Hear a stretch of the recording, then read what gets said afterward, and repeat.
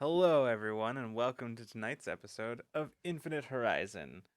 Uh, it's this. Is it just me, or does it feel like this week has like last week was many weeks ago? God, Yeah. yeah. Yeah. It's in writer's room. I was trying to figure out. I told you guys. I was like, oh, I just remembered what happened last week because I couldn't remember. Yeah, like, oh man. Anyway, well, we're here. We're ready to go. Before we get started tonight, we have a few announcements and reminders about stuff. First of all, this Friday, Ramblemancy will take place at its usual time, and we'll be joined by Annabelle K, who is an artist and streamer, does a lot of fantasy art, and she'll be here chatting with us about bringing stories to life. It'll be a whole lot of fun. I'm very excited to have Annabelle. I dropped by her stream earlier today, and she also is very excited to be here. So I'm really looking forward to that conversation. Um, let's see. We of course Ramblemancy. The next block of episodes will be up on Monday as per usual. Um, and it features quite a few really cool guests, none of whom I can remember at the moment. Although I'm pretty sure Al from Cypher Unlimited is amongst that group in the next batch. So yeah, we're gonna have there's a lot of good stuff, and you should check it out. This week, the some of you may have noticed that the batch of Ramblemancy episodes went up a day early, and that's because I cannot read a calendar. So um, yeah, anybody who was paying attention to YouTube on Sunday got a surprise. so, but Secret early release. secret early release, yes. But they do generally go up on Mondays, not on Sundays. So yeah, keep an eye out for those. Um, I'm trying to think. I'm not sure if there is much else that I want to talk about. Although it's probably worth noting right now that in a couple of weeks, so the first full week of April, we'll be taking a break. We'll be taking a break. We're not going to have any rule of lore programming on that during that week. So that's not next week, but the week after that, we'll be having a rule of lore dark week, so that everybody can you know chill out, sleep, Rest. Do rest. more Yeah. work, I Do think. No. okay, Boo. realistically, yes, but Boo, Drac. the thing is, realistically, yes. However, in theory, it's so that everybody can rest. But yeah, so I think that's for the most part that's all of that. So that'll be between. It's gonna be kind of a weird. The way that it lines up will be a little bit strange because not have uh, we will not have Ramblemancy on next week, the 2nd, but we will on the 9th. So like it'll basically be the break will be from the 2nd to the 8th through the 8th, and then we'll come back on the 9th for Ramblemancy. So yeah. Um, I think that's everything that I have for announcements and stuff. Anybody else have anything that they want to shout out? Same as always. Over on Q Times on Sundays at 7 p.m. Pacific for Power Play, and it's our last episode of the season this week. So if you want to catch up, I mean, in between seasons is always a good time to catch up. But we have some like I mean, the finale's gonna be great, but we have some really cool stuff coming for season 3, and I cannot wait. So, if you've been Ooh. interested in Power Play, you should super get caught up because a lot of people donated during our Nazi Puncher charity event, and you guys unlocked a lot of really cool content. So you should catch up and get ready for that. So that's what I got to promote. I think I've got to promote is what's the date today? It's Wednesday. So on Friday, on Friday in 2 days, over on Friends Roll Dice, we're gonna be doing the last charity stream of the month. We're raising money for the Austin Area Urban League. To raise money for the people really affected by the winter storm kind of snap that happened a couple of weeks ago. and we're going to be playing a game of Rodavir. Wildavir, I don't know. It's a very hard word to pronounce, but it's a fun word to look at the very least. I'm going to be at 4 p.m. Pacific, and if you can, please do come and watch. Please retweet the going live tweet and the promo tweet you have out on the channel right now. If you can donate, please do. If you can't, invite someone who can. We had a goal of $300, and we're currently sitting at 1,500. So I'm thinking, like, if we can get over bank, if we can hit 2K by the end of this event, that'd be awesome. But yeah, I think that's the only other thing. I mean, actually, speaking of season finales, next week's gonna be the season finale of the Ram of the Frostmaiden campaign I'm in on Vanish channel, called From Dusk Till Dark. So hopefully we're gonna be coming back for season 2 with a bit more backers behind it as well, because we really want to improve what we have. But a lot of things happened in the last few episodes. I'm gonna be honest. I'm 100% we're gonna end on a cliffhanger, because no way we're gonna tie all the leads in one episode. There's absolutely no way. But if you can't come, please do. That's on Tuesdays at Vanish channel at 3 p.m. Eastern. But yeah, I think that's pretty much everything. Sounds good. Also, Caitlin, I forgot, but I was gonna point it out. But you said 7 p.m. Pacific for Power Play. It's 5 God p.m. damn, it's the reverse. That's fine. It's 7 p.m. for me. Shit, 5 p.m. 5 p.m. Pacific. I've never actually messed it up before. No, I know. That's why I was surprised. I was like, wait a second. Yeah. Ugh.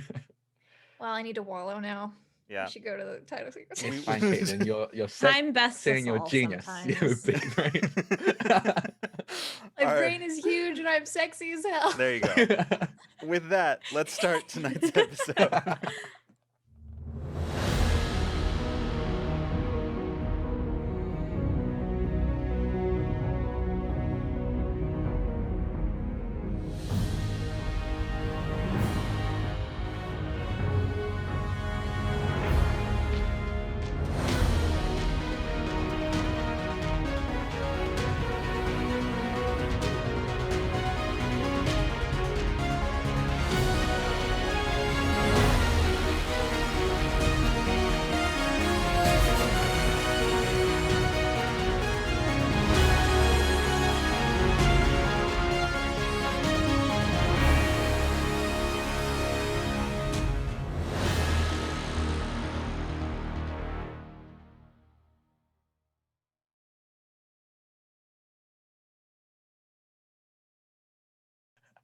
And welcome back, everybody.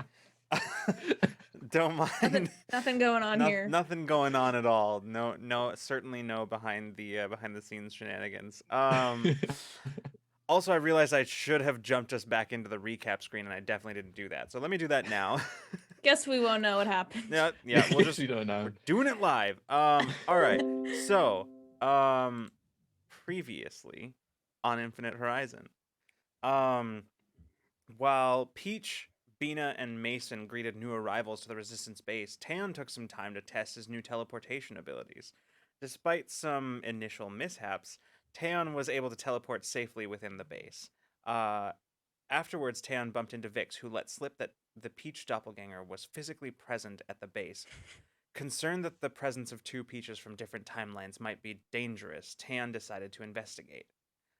When Peach returned to her quarters, her doppelganger took her to see her mother. The pleasantries of the reunion were brief, as Peach quickly discovered that her mother had been involved in a deal between Silverbreak Technologies and the Commonwealth regarding the new, illegally constructed conduit. Peach left shortly after, and her doppelganger suggested that there was a lesson to be learned. Hold too close to your ideals, and they can be used against you. Back at the base, Mason dug into Cade's request for more information on her freelance client. After a little research, Mason discovered that Cade's client was an employee of Silverbreak Genetics, with a number of forged credentials. Unnerved by the connection to Silverbreak, Mason took the information to the rest of the group, who were busy attempting to break into Peach's apartment.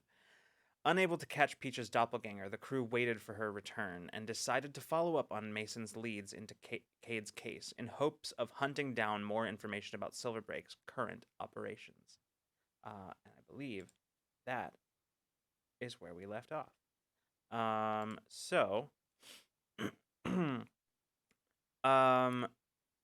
think tonight, where we begin It'll be in the very, very earliest hours right before dawn. And hold on, let me just set this up. So,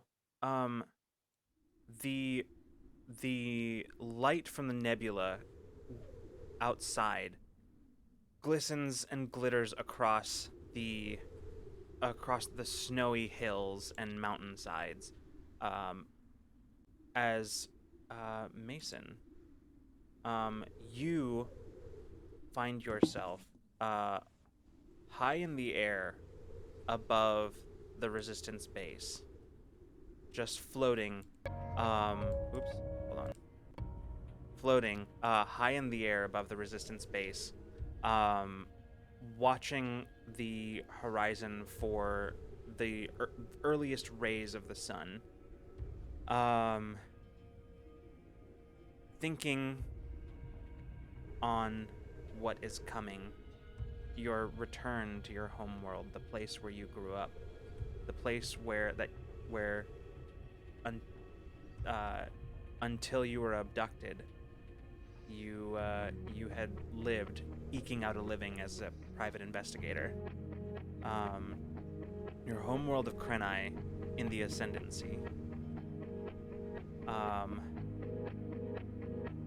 In this moment, taking some time, the silence of the early morning air and the crispness of the frigid temperatures outside, kind of bringing you into a state of focus.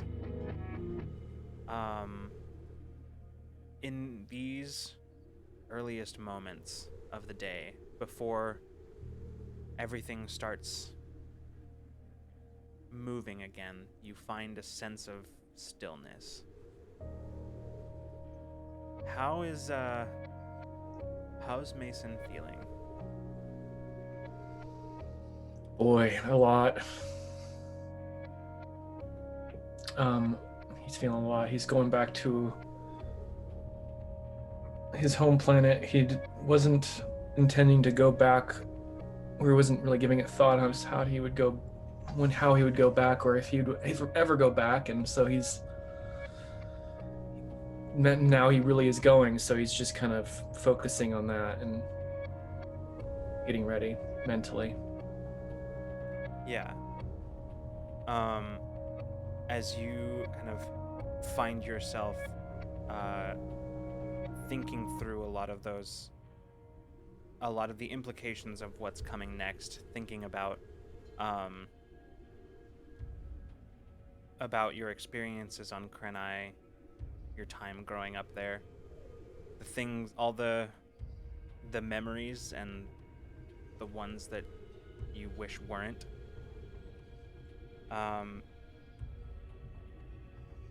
You hear for a moment the stillness that you've managed to find momentarily, literally above it all, is interrupted very suddenly by a beeping from your terminal.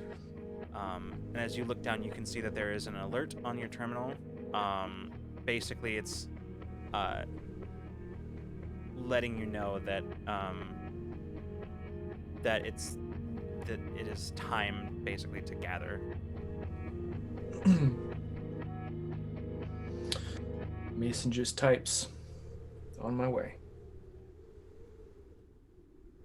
Okay. And hanging for a moment longer in the air, you glance over to the horizon and just barely from your height are able to see the first rays of the sun peek up.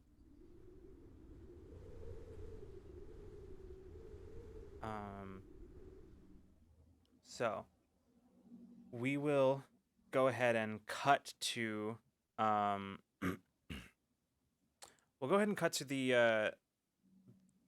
the control center in the resistance base, where Peach, you are currently sitting with Wire and General Antos, as Wire has kind of finished hearing you out, basically, as to like what the plan is. You can see the general is kind of looking at you and just kind of nodding. And he just says, "Sounds like a good lead." He looks over at Wire, who just you can see she's frowning at you, and she says, "You're set on leaving this quickly?" Well, it seemed urgent. Yeah, and it might be. I just, I don't like you going on any kind of operations that I haven't had a chance to vet thoroughly, right? I mean, you work so fast, I figured afternoon would give you plenty of time. Maybe Tam can help you work a little faster.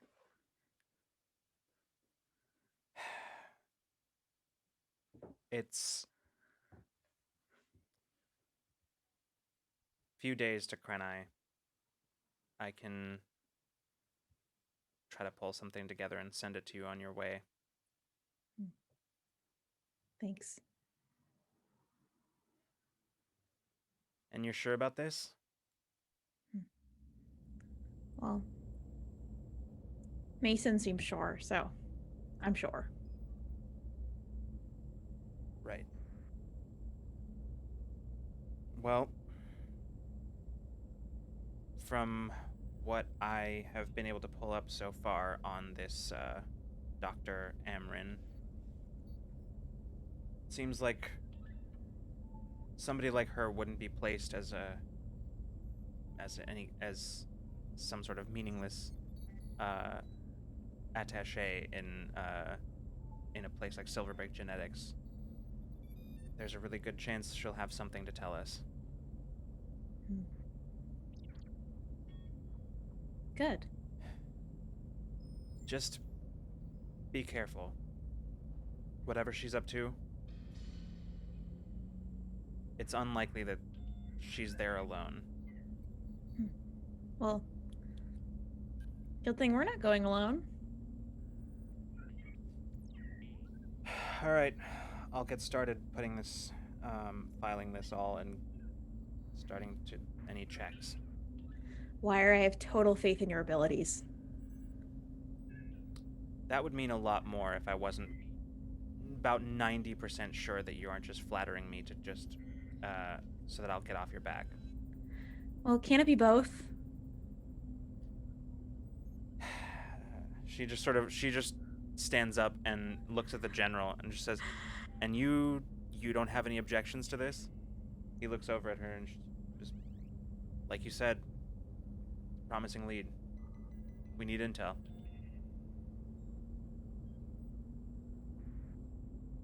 Thank you, General. He says, "By the way, I got in contact with this scrapyard squadron. Ah. We're in conversations about, support for operations and things like that. They're good people, aren't they? We'll see." Always so cynical. I'm cautious. Well, good to have someone who is. On that much, at least, we agree. And he stands up and says, "If you'll excuse me." He turns to you, Peach, and stops in front of you on his way out of the room and just says, "Good luck." Thanks. And he proceeds out of the room. Hopefully we won't need it.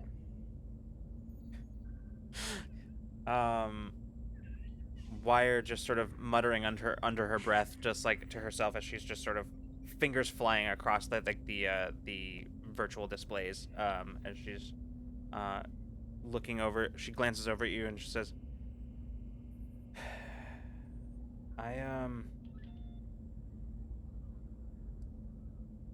I've been looking into any information that I can find about the location of that conduit. Hmm. Alma still hasn't been able to to remember anything, has she? No, she hasn't been able to, but I don't know. I haven't asked her lately. Maybe I can check again, see if she has anything else. Yeah, well, if she can provide anything, even just a small detail, maybe something we've overlooked so far, maybe that could be the difference. Mm. All right. I'm serious. Be really careful. I will be. All right. She turns back to the displays. You characteristically just sort of she doesn't dismiss herself or anything like that. Just stops interacting with you. Yeah, and if, I'm not careful, at least I have a good pilot to get us out of there quick. She's not listening anymore. Good. Okay, well, I guess I'll just head out then. And I'm gonna go ahead and leave. All right. Sounds good. In the meantime, let's go ahead and we'll say we'll cut to the hangar bay. Bina and Taeon, the two of you kind of overseeing any kind of like equipment that or supplies that need to be brought on board. Bina doing any kind of final checks on Awakener. Ada is standing next to you, Taeon, as she's sort of double checking any of the the supply roster. Basically, as she just looks and says, "Okay, I think that about does it. I think that's everything." Oh, do we have to go so early? I mean, I know this is like a matter of time. We still as soon as possible, but God, it's really early. It's okay. You can sleep on the way. Yeah, I think I will. Bina yells from she's probably just up on the deck thing. It's like a 3-day trip. You'll be fine. I know. You have quarters and everything. Yeah, I'm gonna probably pass out the moment we set off. Honestly, the beds in Awakener are more comfy than the ones on the base, but don't tell anyone I said that. And she's gonna move. She moves in and is gonna go finish checkups on stuff. I think when Bina is like working on all of that, I think Taeyeon's kind of turn to Ada and kind of under just in a hushed tone. We still probably have to talk about the other Peach, right? Yeah. She kind of glances up from her display and glances around and then looks back at you and just says, "I'm starting to get kind of concerned about this. I mean, it was one thing just knowing that she existed, but now knowing that she's taking an active role in this universe, I don't know." Again, I'm not exactly the time expert despite my abilities, which is honestly just very unfortunate, but I feel like this can't be good for how intact the universe would prefer to be in. Yeah. And even if it is, I mean, even if it's not a problem in that way, I don't know. It's just a feeling I get, but I don't know. I mean, why, looking at it logically, what reason could somebody existing in that situation have to come here and work actively? I don't know. I have a hard time believing that she's just here to help. I mean, what stake does she have in it? It's a good point. I wish I could say for sure that it's just the goodness of her heart, but what we saw up there doesn't seem that there's much of that left. Yeah. Vix is worried about a similar thing. I tried to help him relax a bit and say that we can keep an eye on her, but we might need to make more of an active decision than just keeping an eye on Peach. Yeah, you might be right. So, you and Vix seem to have bonded over this situation. When he says that, he just rolls his eyes. She's like just has a huge grin just on her face. He just needed someone to talk to, and I happened to be there. Sure. Yeah, sure. The way you're saying that doesn't make me feel like you believe that. I'm just talking. Uh-huh. Yeah. Good. Well, I'm glad that you were there and that the two of you had a chance to talk. Listen, I only talked to him because you made me do it, okay? Like, you pushed me over. You said I should know do very well I can't make you do anything. it. I've never been able to make you do anything that you don't want to do. Okay, he's part of the team, and the best thing for the team is for everyone to be emotionally at their best. So I was more doing it for the team than anything else. That makes perfect sense. Your smile makes me feel like you don't. Just never mind. She just leans up and gives you a quick kiss on the cheek and then just goes back to like looking over the supplies. I feel like there's definitely a point in that conversation where Bina comes back out and the two of them, the empaths make pointed eye contact and go back to Yeah. Can you believe this guy? Carrie step back in. And he just like hyper concentrates, like angrily concentrates on taking like inventory of everything. Sounds good. Angrily concentrates. I love that. You can't hide from the two empaths on your team. Don't even try. Let's go ahead and cut to elsewhere on the base. Peach, as you're making your way towards the hangar where everybody else is gathering, you take a moment to sort of stopping by the med bay to pick up Abriel. You step inside and you see that Abriel is not alone in there.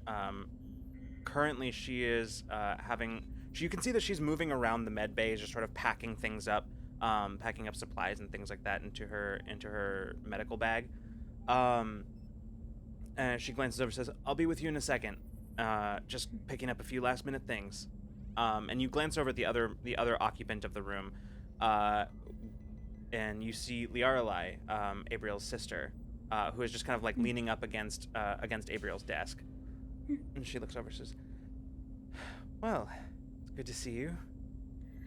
Hi, it's been a while. I feel like we keep missing each other."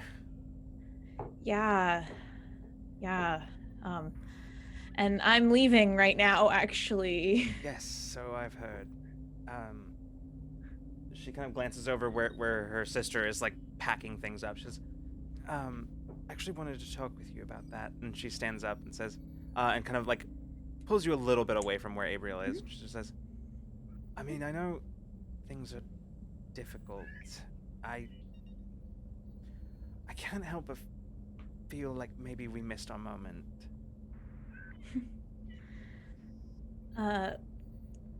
Well, we didn't have to. We don't have to. I would like to believe that, and for now I'll give you the benefit of the doubt, I think. I just know things are going to get very busy. I'm actually being there's actually another reason, and that's, well, I don't know if you've heard, but I've been instated as something of a sort of the head counselor on on the base. Wow, very impressive. Finally actually getting to put some of my degrees to use. And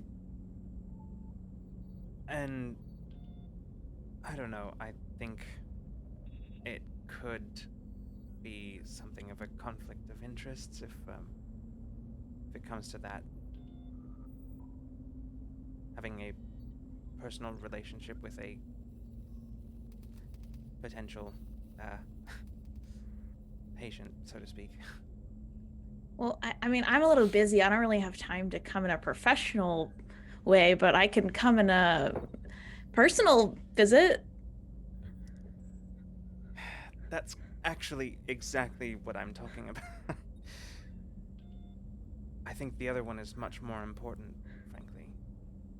You're all out there doing things, seeing things that would be difficult for anyone.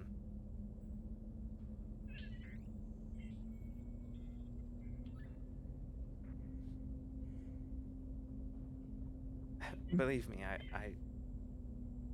I wish it was different. But I think for now, this is maybe the better option.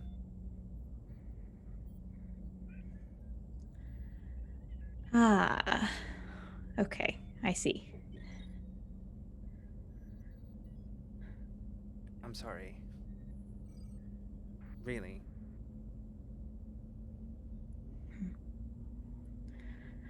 Well, that's okay. You know, I'll still get to drop by. Yeah. And who knows when we'll be back anyway these days, so probably for the best. Probably for the best. At this point, Abriel walks over and says, "Right, I'm ready." She kind of Great, you're all packed up? Yep. She Ready looks to go? between the two of you and just says, "Yeah, I mean, I know where the hangar is if, I can get there on my own." No, that's okay. Do you need help carrying anything? I know you have, it seems like a kind of a large bag. I can help. She just sort of very slowly turns to look at Liaralai, who looks at her and just sort of, yeah, no, it's fine. I have things to get to. And she goes, "Uh-huh." And she goes, "Right then, here." She just hands you this, like, she takes off her Right, yeah. hand, like, kind of puts it into your chest. Each kind of struggles for a second and then is fine, but Yeah. kind of like blushing a little bit. Yeah. Each gets extra pink. Yeah. Abriel turns and says, Pink intensifies. "All right, well, don't destroy the base while we're gone, Ari." And she says, "Oh, you can count on it." And just kind of, the two of them embrace, and then she turns and looks at you and says, "Well, goodbye." And she gives you a quick, like, awkward, like, goes in for the hug, and then just, Yeah. does. Good. Before you leave, I'm gonna turn to her and just ask, well, does this mean I get free service then? It's an underground revolutionary movement. Everyone kind of does. Oh, okay, good. We have universal health care here. Listen, we might be living on the fringes of society, out beyond the, like, in the boonies, but even we have Well, universal if health. I get friend zoned, I at least want free therapy out of it. Like, come on. God, I'm dead. With I want that, friends with health benefits, please. Literally. Okay, Ari, I'll I see you when don't- I get back. Yes, I'll see you then. And you Good, and Abriel start making your way down the hallway, and she You don't, just don't say anything. I said nothing. I didn't say anything. Mm-hmm. Give me that. You're carrying it wrong. And she takes the bag back. Wait, you don't want me to dump everything upside down? That wasn't what you wanted? Preferably not. Oh, okay. with that, you make your way back to the hangar bay. So I think at that point, like Mason will like 3-point land right in front of Awakener from the sky, and then just kind of Yeah. casually like dust himself off and walk on in. yeah, just sort of Love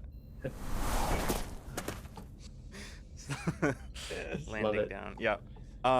Vix, who's just sort of standing there, just kind of sorting stuff out, just goes, "Holy shit! Are you gonna do that every time?" Yeah, maybe. Hope so. Oh. Sorry, I didn't see you there. Yeah. Great. Likewise, I guess. Anyway, I think most of this stuff is ready to be loaded on. I just, yeah. All right, well, I'll grab a few things here. Yeah, thanks. And he starts kind of grabbing a few things, and yeah, the group of you start making your way, loading up Awakener, packing up, getting ready to go. Anything in particular anybody wants to do before you take off?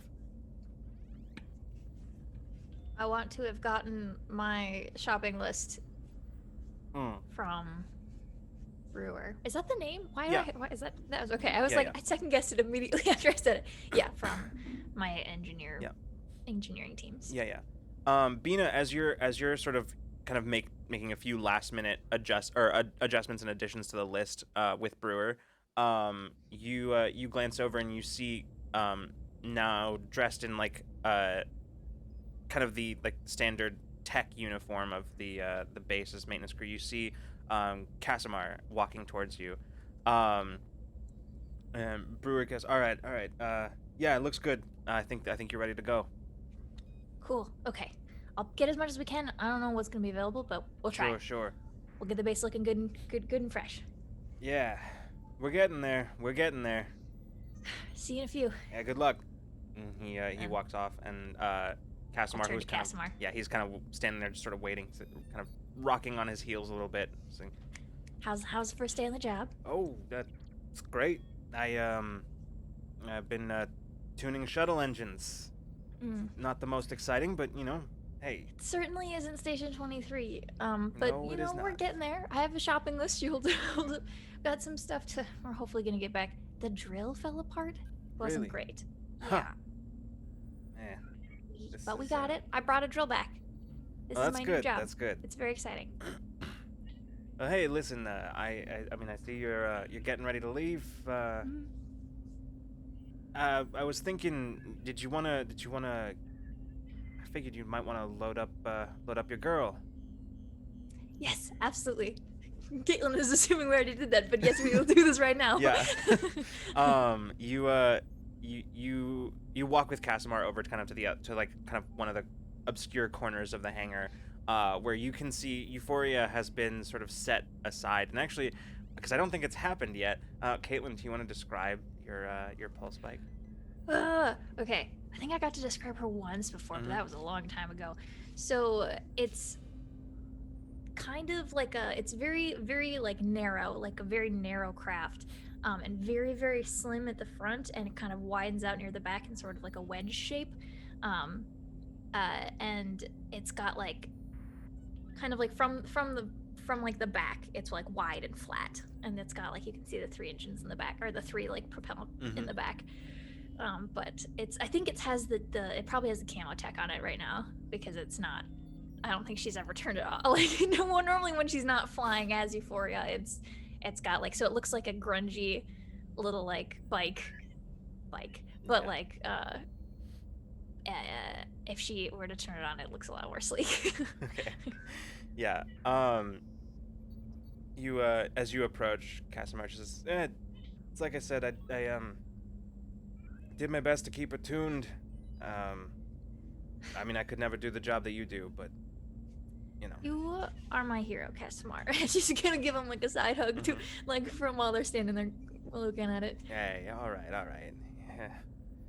Well, listen, you take care out there.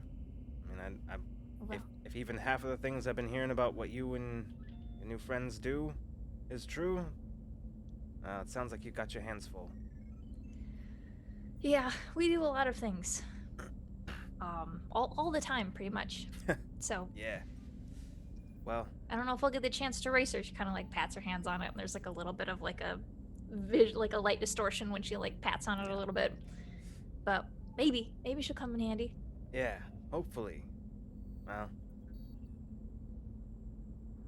you'll be all right, I think. I think she's happy to have you back. Oh, I am so happy to have her back. All right, let's get her on, huh? Let's get her. Yeah. Okay. And we'll start moving her. Yeah, you can. The nice thing about craft like Euphoria is you can sort of turn on the basic, like the low-level repulsor engines, so that it just hovers, so it makes it easier to push along without actually activating the engines Turn in it an on, enclosed space. Mhm.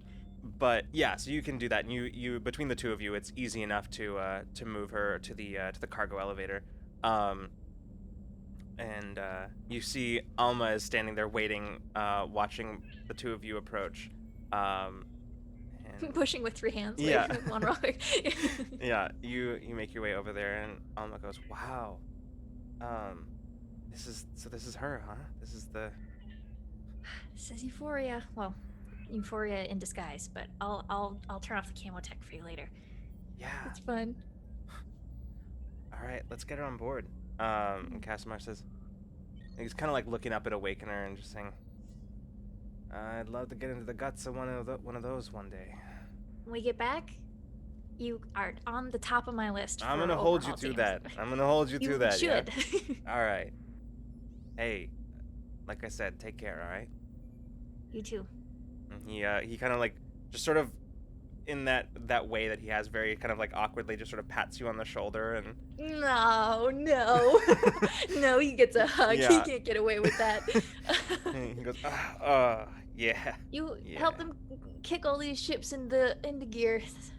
I'll do my best. We need all the help we can get sometimes. Yeah. I'll bring back goodies. Please do. I've been looking at the spare parts register, and let me tell you, it's sorry state. Yeah. All right. Be good. She'll turn around and she'll get a Euphoria back up. Sounds good. Up and in. Strap her in. All right. So, with that, as you all begin loading up on Awakener, and preparing to leave, we'll go ahead and say, so, let's go ahead and say, let me just, Oh, also, people in the chat asked what Vix or Bino were feeling from Peach. A little bit of embarrassment. Like, it's a little bit of unidentified embarrassment that they're probably feeling as she's making herself real busy. yeah, Vix gives you this kind of look like, what's going on kind of look, right? And he's just kind of, he looks over at you and just says, "You okay?" Vix, I think I'm doomed to be single for another 75 years at least. He goes, yeah, you always did kind of have that problem, didn't you? Yeah. He kind of claps you on the shoulder and says, "The life of a serial monogamist." Well, I mean, the last time I was in a relationship, I got kidnapped and disappeared. So it's just not a great track record. Hey, it happens to the best of us. Yeah. Were you seeing anyone before you were kidnapped and disappeared? I mean, there was one guy, but he was, I don't know. He's a little, Okay. he was a lot. I haven't heard this story. Yeah, no, it's because there wasn't really much to tell. He just, let's just say that we had different boundaries, and mostly I was just kind of trying to do my own thing, you know? Did you friend zone him?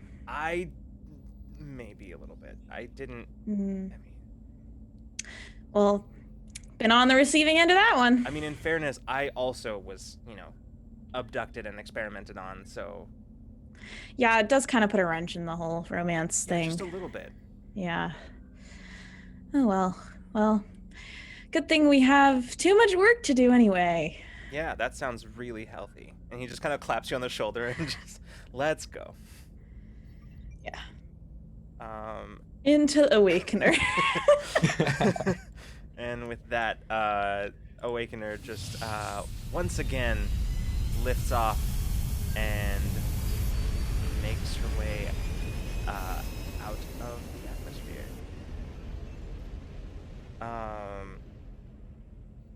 So, anything that anybody wants to particularly accomplish on the actual trip? It's about, including conduit travel, probably about 3 days to Krenaii. Krenaii is sort of on the, it's near the border between the Commonwealth and the Ascendancy. So it's a little ways out, but Good. I know probably everyone would probably be doing this, but I know definitely Ada and Taylor would be interested in following up the news of the Ascendancy teaming up with, is it Ascendancy? Am I thinking right? Commonwealth. Commonwealth, yeah. that's it. Commonwealth team up with the Corps. I think even specifically with Silverbreak. So I think they want to see if they can find any news of that, and also like against like it's kind of like the timeline he remembers and the timeline that is currently happening. He wants to see how much is diverged. Sure.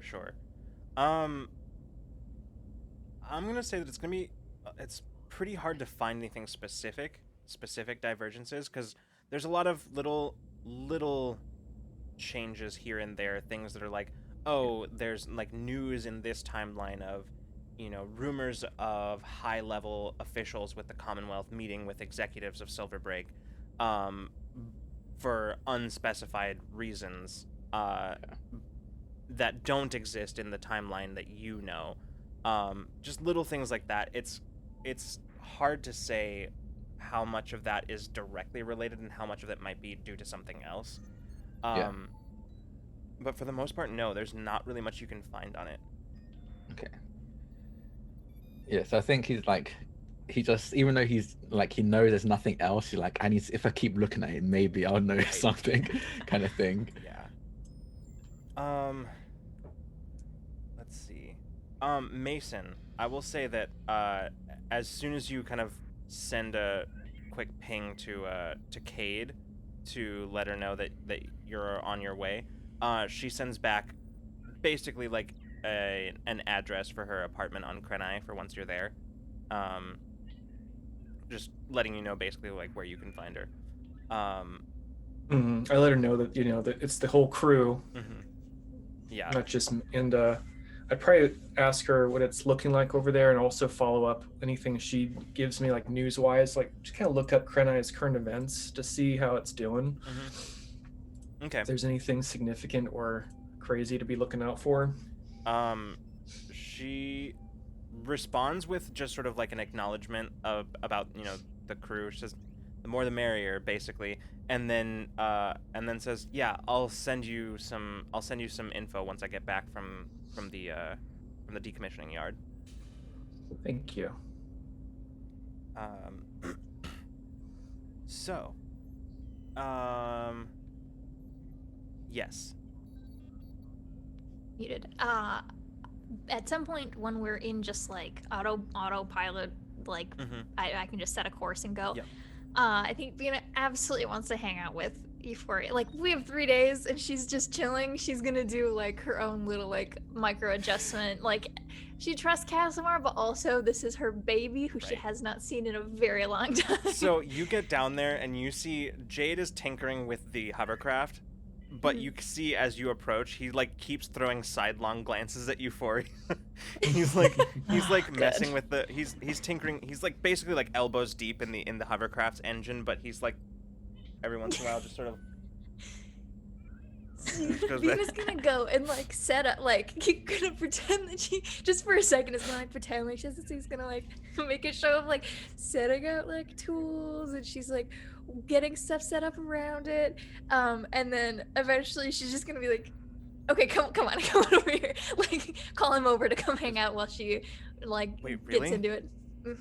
Oh, okay, yeah, on, yeah, come just on. one. He 1 second. Let me just put this back. Vina will go over and help him finish up Yeah. what he's doing. More Yeah. hands the merrier. Yeah. And then they'll, Sounds slide him good. over. Yeah. He is kind of like, he's not very helpful when it comes to Euphoria because he's just sort of like No. admiring her, just sort of Yeah, of circling. Like course. he's very distracted. Of course. Who wouldn't be? She's Yeah. beautiful. Yeah. I'll get real specs for her eventually, because Mhm. right now she's just an amorphous small ship in my Yeah. small craft in my brain. But we'll figure it out eventually. Yeah. But yeah, we'll open her up, turn that the camo tech off so she can clean her and see her in her beauty. Yeah. She'll probably just like sit in it for a while too, just to get in and just Mhm. hang out and just sit in Euphoria for a while. It is, I think, only one. It's single pilot. I don't think like she can't have anyone extra in there, but Jake could sit by himself if he wanted. Probably a little cramped because he's a lot taller than she is, and Yeah. it's built specifically for Vina. Yeah. So, yeah, between the two of you, you're able to kind of like go over it. Mostly you go over it, make sure like I mean, Casimir did a pretty good job, but there are like little like minute attunements that Bina is used to making that Mhm. that Casimir either didn't know to do or did something a little bit more standard that is not really like How she would do it, yeah. not how she would do it. So you And find some of it, I think some of this is just like for the meditation of it all, like, yeah. and just to like be with the ship for a little while, just because it's this is her like pride and joy. Mhm. Yeah. All right. So let's go ahead then. Given all that, and we will cut to your arrival in the Krenaii system. Krenaii is the 4th planet in the system. It is the only populated planet. The rest are barren, rocky worlds with no atmosphere. And the very last planet in the system is basically just an ice ball. So Krenaii is basically the center of population within the system. And This is ascendancy yeah, space. this is correct? ascendancy space, Wonderful. which is immediately obvious upon entering the system because of the sheer number of military craft in the system. There are quite a few. Things that you would know about Krenaii is that it is it's an industrial world. It is largely used for military construction. The like construction of military assets, not necessarily vessels or weapons or anything like that, but at the very least, like primarily hull plating. Is manufactured here. So things like that, and most of the major population centers on the planet are basically cities that have sprung up around like huge industrial complexes. As a result, Krenaai's ecosystem has suffered somewhat. It is a planet that is occasionally, in some regions, plagued by things like acid rain and just heavy smog. Although there are places where a lot of the planet's ecosystem still remains largely intact, the impact of all of the industrial sites on the planet are clearly notable, as even from orbit you can see that there's precious little greenery on the planet itself. As you are approaching, Awakener is immediately hailed by one of the patrol vessels in the region. Just says, "Unidentified transport. Please transmit your clearance codes, and we're having a little bit of trouble finding your anything on your ident scans." Did we prepare for this? I mean, I feel like this is something we would have known to do before. yes, in the sense that like this is specifically stuff that like Wire has given you before that you've used before. Okay, So- cool. I just wanted to double check. Okay, yes, then I'll give our The fact that fake they're not able to credentials. find any of you like much on your ident scans is as a direct result of technology Wire gave you to, yeah. Alright, I'll give them our false credentials. Please stand by while we run these. Can do. Alma just sort of sits there and says, I appreciate the welcoming committee. Yeah, it's kind of like this over here. It's been a while since I've been to Ascendancy space. They're not very friendly. Yeah, I can see that. Be rough. A few. Is it like cool that I'm here right now? Like, is there like a hostility So- with the war towards Anzalonians so right here's- now? Like, what's the climate? It's not on that? actually unusual to find Anzalonian citizens of the Ascendancy, especially on Krenaii.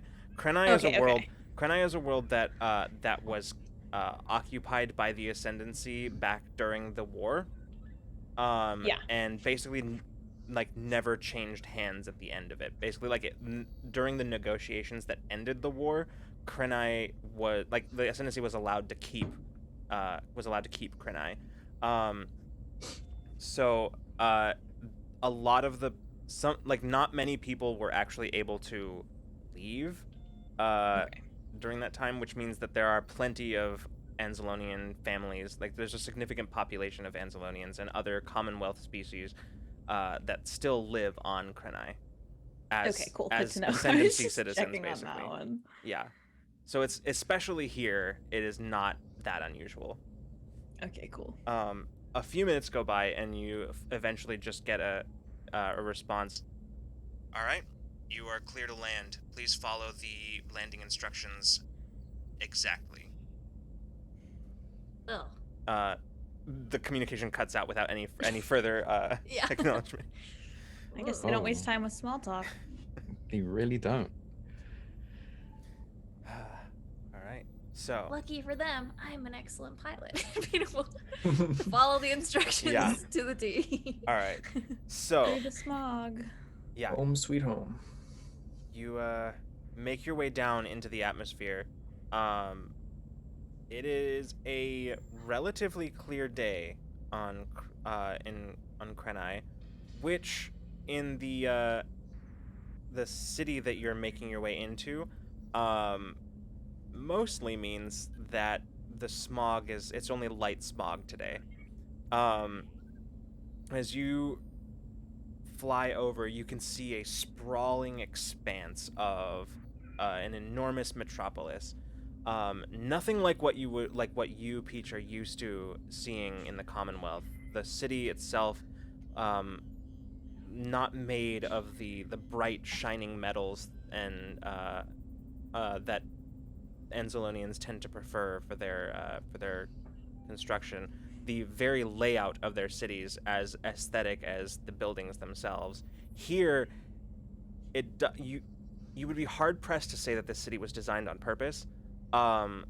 It looks like just buildings came up where there was space, and for just miles and miles in every direction below you, you can see that it just sort of sprawls out over the surface of the planet. Towards Definitely different. towards the kind of the center of the city, you can or not towards the center, but like towards the center of about halfway between the center of the city and the outermost edges, you can see where there is just a huge industrial center, visible even from here, as the industrial complex itself is the size of smaller cities on other planets. It takes up an enormous amount of real estate in the city itself, and from here you can see is probably the greatest contributor right now to the smog that you're seeing. As you get closer and closer, you can see the lines of air traffic that just sort of clutter the skyways above the city. so that even the places where you would be able to see sky are obscured by transportation. As you make your way down, Bina, following the landing instructions, you are directed towards a spaceport, and a particular landing platform that you manage to make your way into and land, touching down with relative ease, with just a quick acknowledgement of your basically of the docking clamps being secured. But with that, you find yourselves landed on the surface of Krenaii. So, I think, maybe have learned our lesson for walking around in public unobscured. So I think maybe everybody should get like a hat or like a hood. I'm wearing my helmet. You're good. Have you seen the smog? And he's like puts his Yeah. puts his helmet on. You're set. You're not a registered terrorist in this time. Also, just not registered, which is Mason dust also a off thing. his little fedora do. Yeah. Yeah. Disguise. Yeah. Okay. You can even activate the modifications that Olim made into it, which give sort of like a constant like holographic shadow across your face. Right. Yeah. I forgot. Oh, it's so cool. Bina just has her goggles and a hood up. Yeah. So, who are you taking with you? I think for this we can pretty much assume that the whole crew came. Mm-hmm. Yeah. So, it's up to you who you decide you want with you and who you want to stay behind. So. I just think I'd stay behind for this one, you know. Yeah, I think that makes sense. Literally, Mason. Here's the address. really I'll, like- I'll hang yeah. out over here. Here's a dress, here's a name, you know, you can do it yourself. He's gonna drink on the ship. Uh-huh. Whole episode. Quarters are really comfy. What do you say? You just can't get out of Yeah. bed. Somebody's just got a weighted blanket. He's good. He's good to go. Nice book. So we're all going, and then do we want who else do we want? Do we want like Vix to come? Do we want Ada to anyone- come? Do you want Alma to come? Like, does anyone even does? I mean, Alma's been on this. I mean, obviously, I'm not gonna be like, Alma, come with us, but like, Yeah, it's up to you guys. Whatever you think you. okay,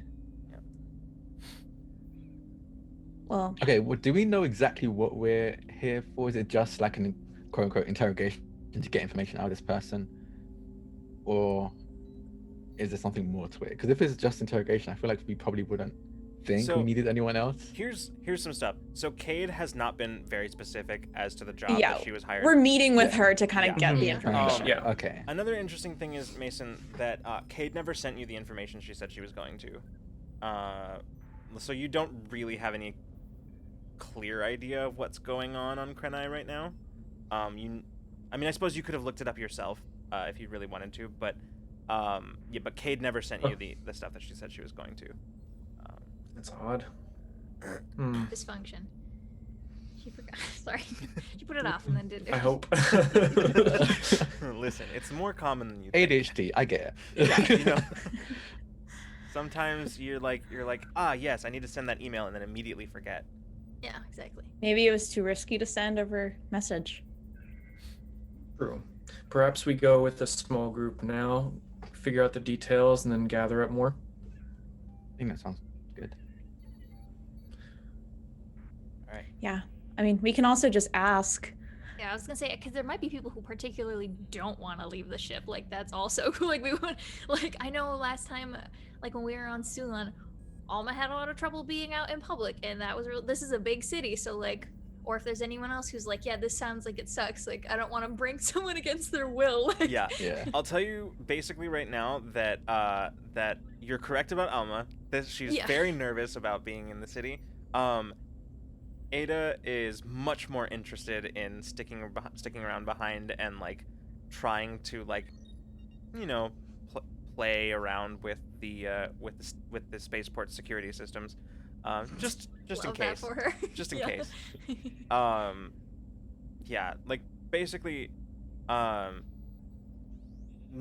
nobody seems particularly other than Alma and Ada, nobody has any particular opinions one way or the other. So it's up to you guys, really. Okay.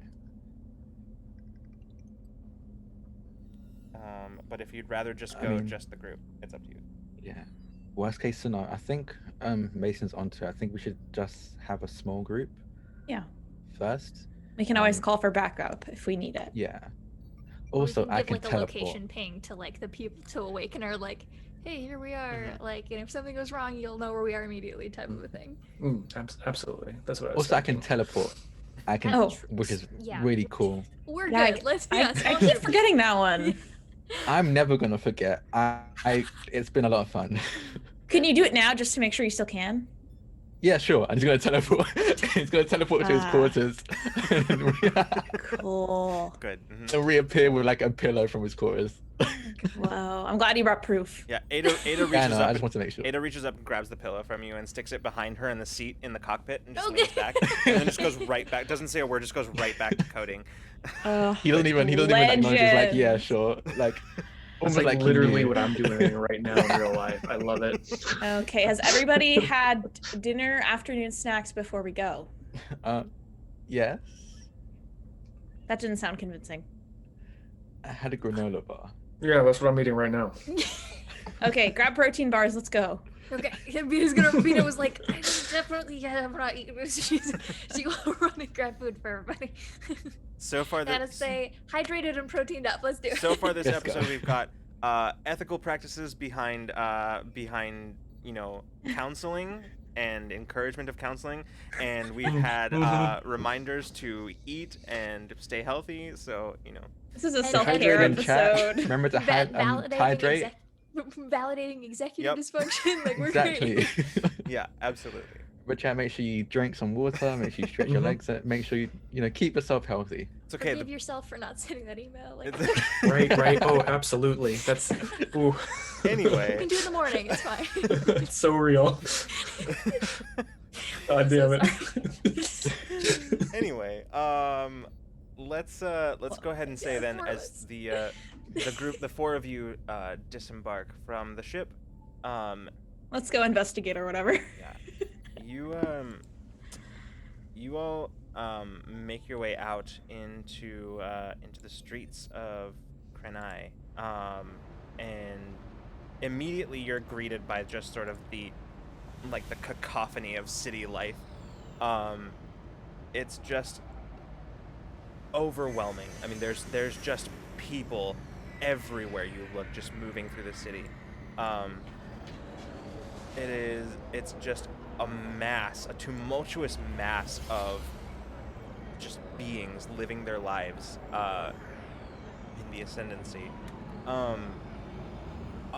Aside from your initial approach, from your initial approach, the streets here where you are relatively clean and orderly. A bit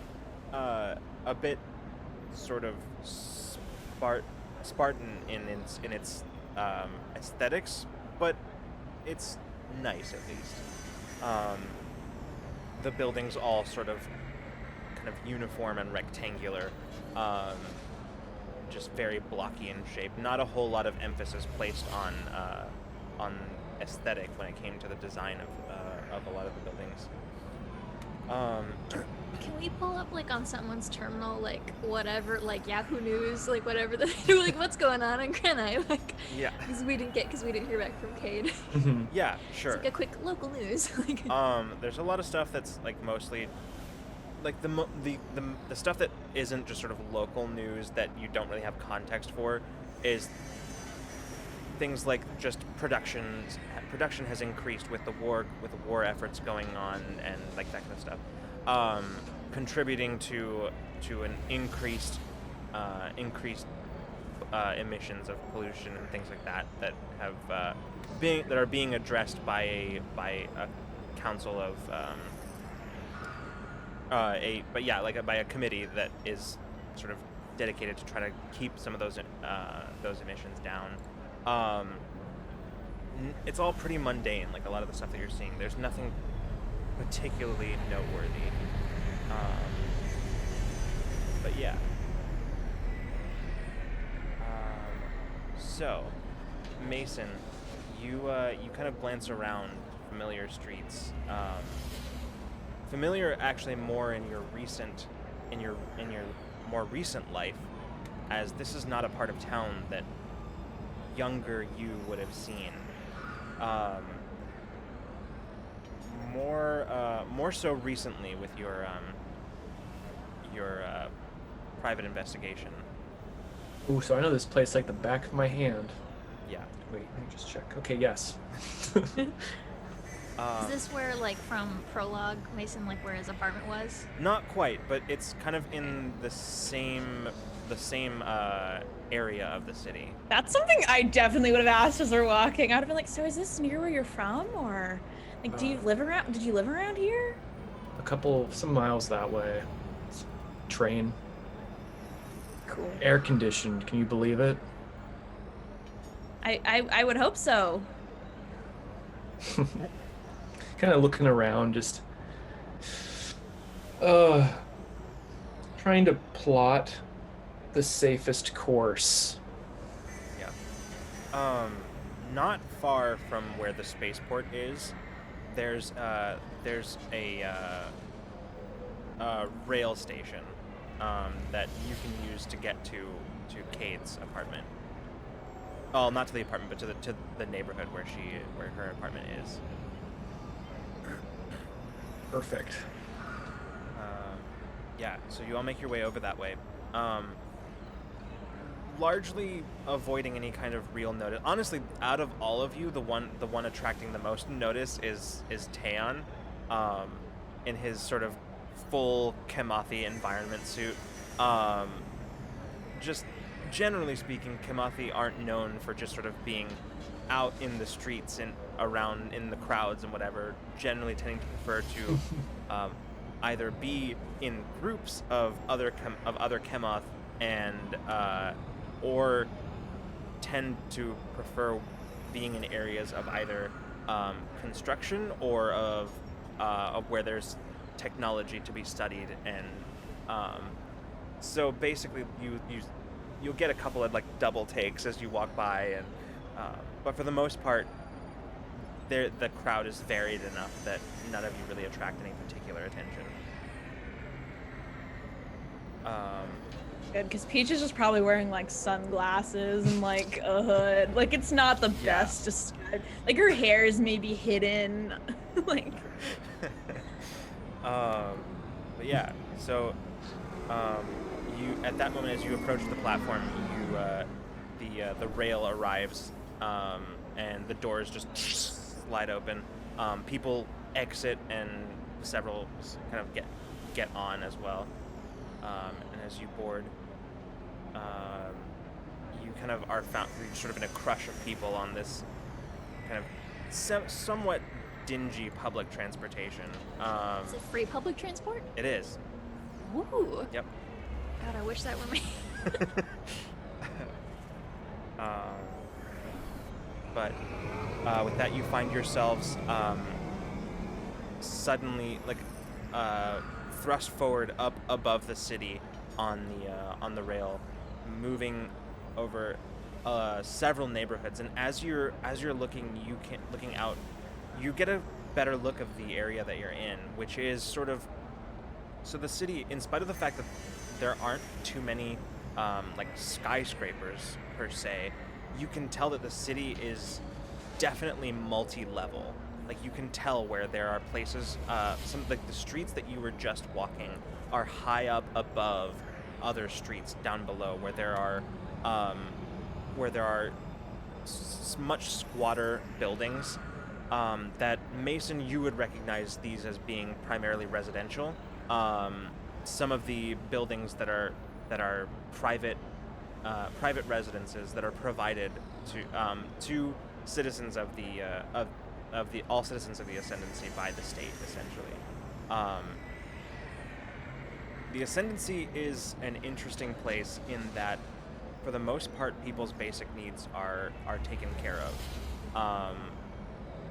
People sort of live their lives kind of, in a lot of cases, placed in professions after aptitude tests that they're taking during their mandatory terms of service in the Ascendancy military, and have their needs such as housing and the like taken care of. For the most part, most people would say it's a solid system, but as you proceed kind of closer and closer to the neighborhood where Cade has her apartment, you start seeing the parts of the city where that system didn't exactly work for everybody. Mason, you look out, and I would say, Bina, you would notice some sort of shift in Mason's mood as Mason looks out over an area of the city where it's very clear. The buildings are different there. They tend to be larger buildings, where that there's not quite as much definition between them, where you can tell that they sort of it's much more like an area of the city that's much more Warren-like in its construction, with narrower streets. Fewer of them appear to be in any kind of logical grid pattern of any kind. Kind of following Mason's gaze, you can see him staring off in that direction. Yeah, Mason definitely is feeling. What's the word?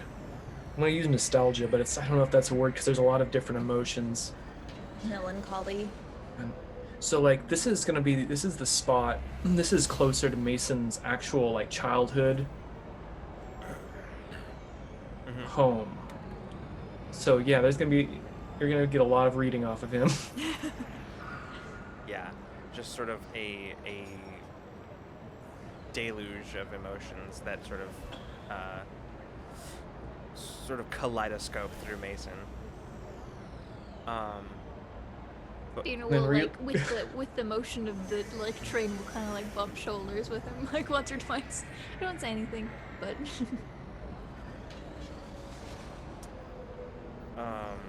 Thank you.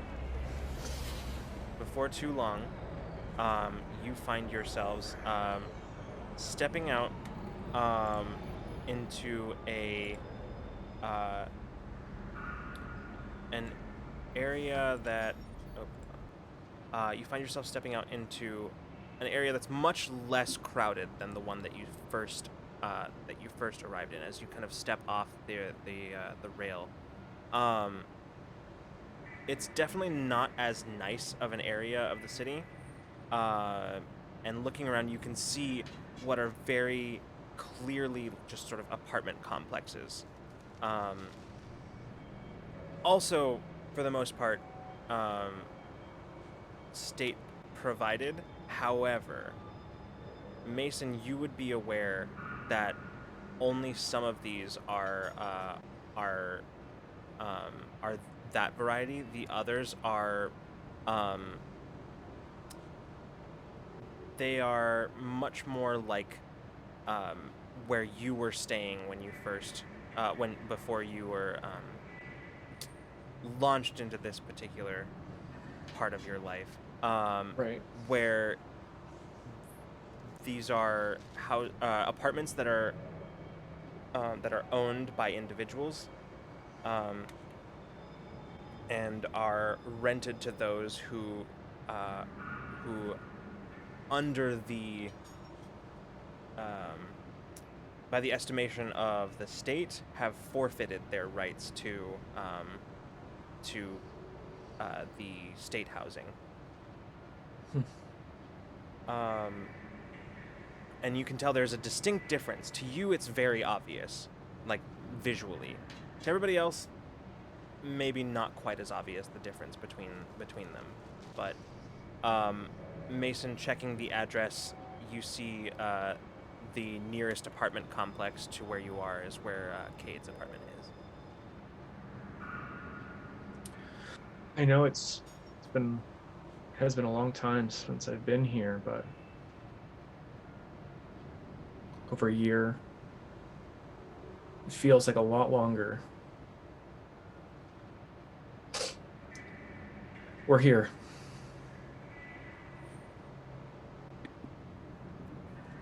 Thanks for leading the way. So, you make your way into the apartment complex, and the inside of the apartment complex is pretty bleak. It's dingy, not strewn with any kind of debris or trash or anything like that, but you can tell that a lot of the like just from the state of the walls, the carpeting on the floors, things have kind of fallen into a state of disrepair in this apartment complex. But as you make your way through, kind of up the stairs, finding your way to the particular apartment, Mason, you notice something as you approach. In fact, you all notice it. It's kind of hard to miss, really. When you approach the apartment, you notice that there's no door on the apartment. In fact, there's kind of just a big hole in the wall where there should be a doorway.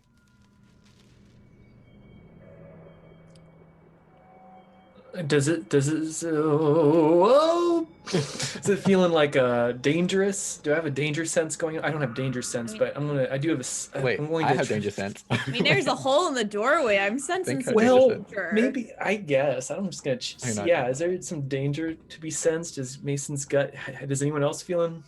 Wait, Is that sorry, right? I mean, Jack, what Tail was is immediately pulling his gun. I mean, is anyone in there? Is this typical for these kind of homes, Mason? Does it look like it's like does this look like it's been like forced, or like is it just Okay, a doorless to be archway? clear, there is not a door in the doorway, and there's the doorway itself. There's part of it, probably where like the door would have latched, that is just the part of the wall is just not there. So absolutely forced. Mhm. Absolutely forced. Like, Like, all of us are immediately like, panic! Who's got a thing? Who's got things? Where's the thing? We've got a gun. Yeah. What happened here? Can I put a hand on the hole and use premonition and try to see what happened Well, here? okay, before we get to that, let me Oh, sorry. let me I'm first just so explain excited. to I you want to know. what you're seeing inside the Yeah. apartment. Yeah. Because inside the apartment looks like a disaster zone. There is furniture that is just on it, like turned over on its end. There's a table that looks like it's clearly broken. Like it's just sort of two of its legs have sort of snapped under it, and the table is just sort of leaning on its remaining two. You can see that there's like bits of glass that are kind of broken glass that are on the ground in some places, and what looks like just of various possessions or whatever that Cade might have had just sort of on the floor.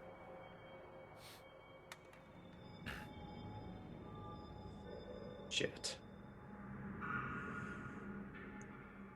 Alan is gonna, like, with his gun ready, just kind of like, I guess kind of almost just basically through practice, it's almost like muscle memory, like goes in, like searches the area as he's with his gun up and just makes sure there's no one left behind. Yeah.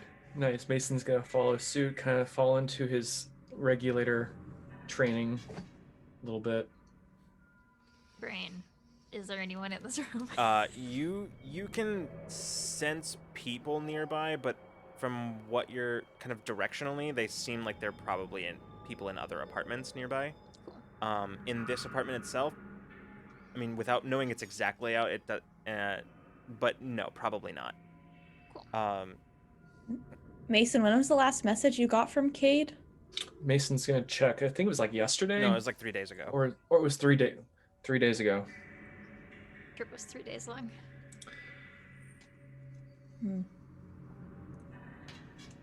Okay, and now can I put my hand on the hole and try to use premonition to see I can, learn one random fact about a creature or location pertinent to the topic I designate? I want to see I can just kind of tap in to the space and see if I can figure out what was going on here before. Okay.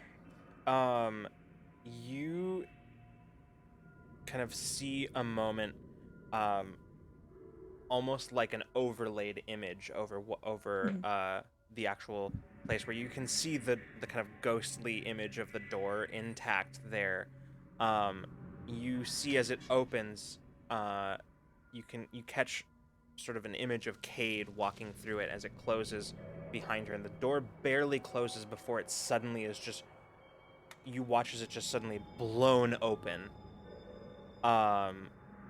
You're not sure, you don't see anything that did it specifically. Like, there was no explosion or anything like that. But it's almost like the door just sort of was sucked inwards. And you can see basically just that. That's mainly what you see. Mm-hmm. Like, sucked in, like, there wasn't an explosion or any kind of... Nope. And there's no, like, remnants of any kind of, like, explosive materials? Looking or around, like... you don't see, looking around the door, you would expect to see some kind of scorch marks or something like that from an explosion, but there's nothing. It literally looks like this door was, like, knocked inwards, only you didn't see anything that did that. Okay. Like, nothing apparently. Looking at the door, there also doesn't appear. There's very clearly a place where it, like, the metal of it is, like, dented, but yeah, it doesn't. Yeah. There's no real indication of what might have done it. So, you guys just saw Peach kind of weirdly touch the wall and look quiet for a few seconds, and she probably figured she's up to some bullshit, and then I'm just gonna turn back and say, so, yeah, I think someone blasted in this door with, possibly with their mind or something. There's no explosion. There's just a brute force, so... Yeah, no burn marks anywhere. Maybe we could go talk to the neighbors, see if anybody saw anything. Or heard anything, yeah. Can try. And I'm gonna message Vix and see if he knows of anybody that Silverbreak would employ that has, like, any kind of telekinetic force powers or, like, gravity powers, like Golem, like, kind of stuff like that. All right.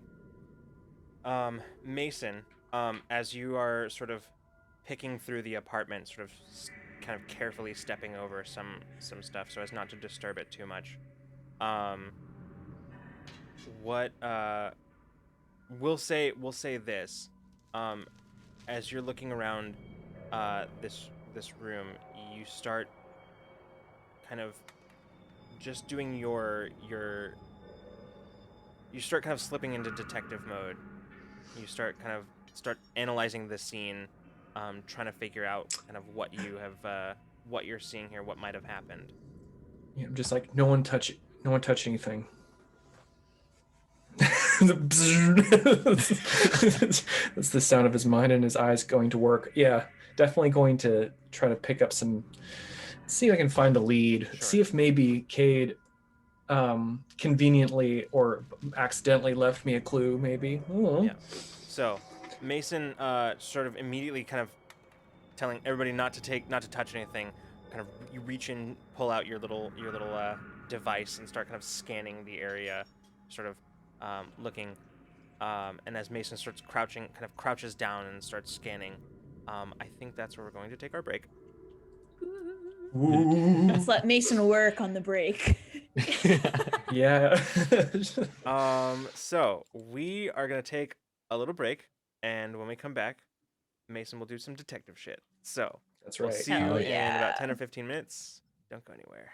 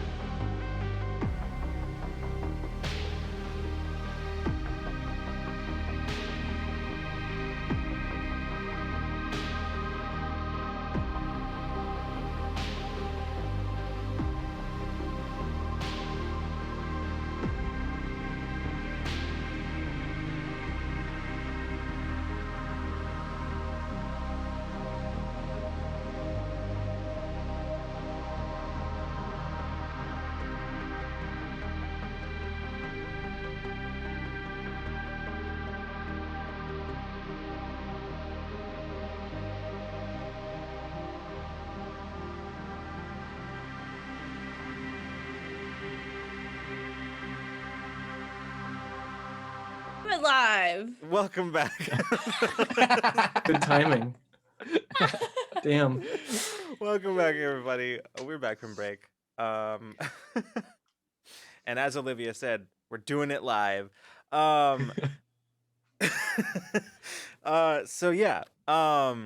When we left off, the crew had come to visit Mason's childhood friend Cade in her apartment to get information about what she had asked Mason to help her with, but found it utterly destroyed. The door fully blown off of out of the door frame, and the apartment in complete disarray.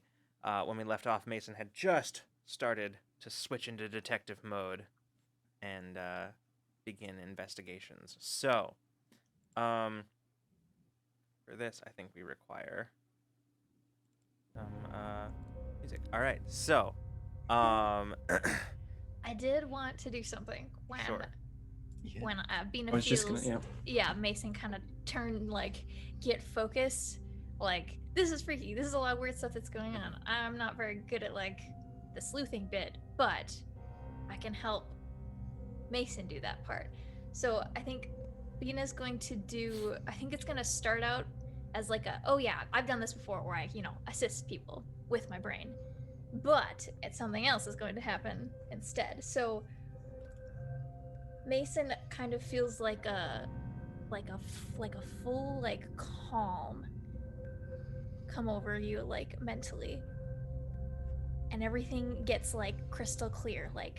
Everything is sharp. You kind of get everything that you normally can do is just heightened up. And you're gonna get a reduced difficulty by 3 on your next action. This is a new ability that I have Whoa. called Stimulate. Ooh, That's cool. I was just reading that before the session. hell yeah. Powerful. Actually, my edge doesn't eat all of this anymore. This is a big one. All right. So, yeah, Okay. Mason, you kind of feel that calm and focus projected by Bina just sort of come over you. You almost feel, it's not as if your senses are affected, but it's suddenly any kind of mental barrier that you have as far as processing any information that you're taking in is just gone.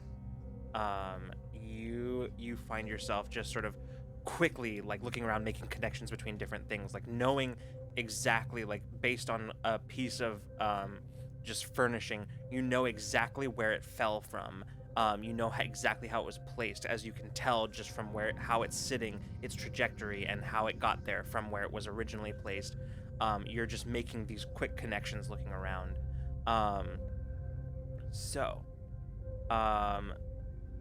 How are you proceeding with this investigation?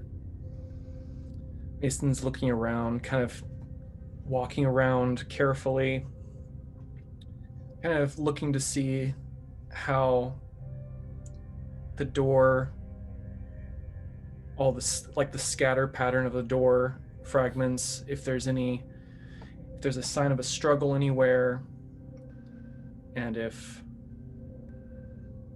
Cade was incapacitated instantly, or if there was a fight. Okay.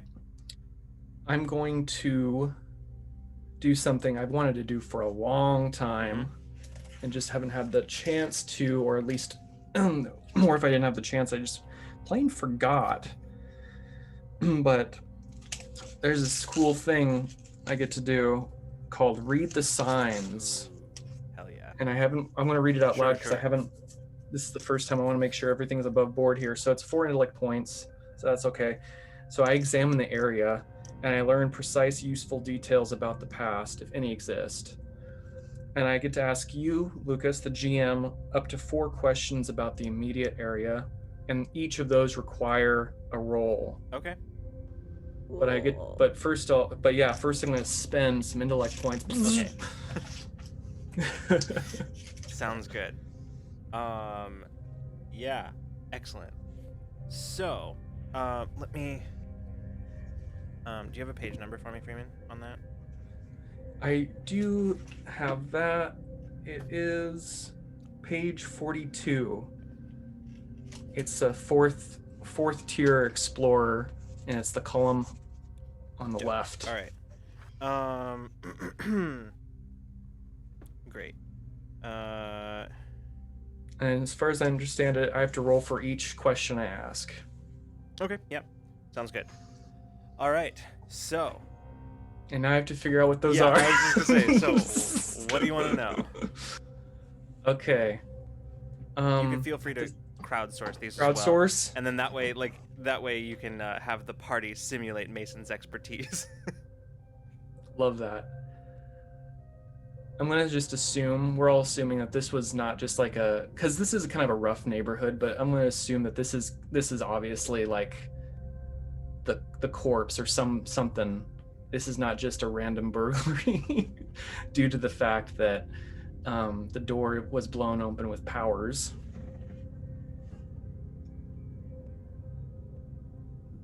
So, I mean, if you could find any direction they might have gone in, if there was any footprints or tread marks of any sort. Well, you Any did identifying things left you behind. did already kind of identify one question, which was if you were looking for any signs of like a struggle or something like that. So that's a potential question you could ask. I mean, I will say that we probably shouldn't use that because they blew the door open. So I feel like a struggle was almost inevitable because they probably weren't invited. yeah. Well, yeah, I think is there like a path, a clear path from here that we would be able to follow up? I don't know. Yeah. That's one of the questions you're asking. Okay. Yeah. So go ahead and give me a roll. Intellect roll. The difficulty on that is going to be the difficulty on that's going to be 4, but it automatically reduces to 1 if I'm not. Yeah. Because of. So I don't know how this is going to work specifically because it's probably only going to affect the first question, but I mean you could, because if this ability is an action, it's to reduce the difficulty of the next action. So I don't know if this is going to apply to all questions or just the first one. Because it is all one action. Yeah, so I don't know how you want to play that. For the sake of this, because chances are, depending on the questions you ask, it's going to be of varying difficulties.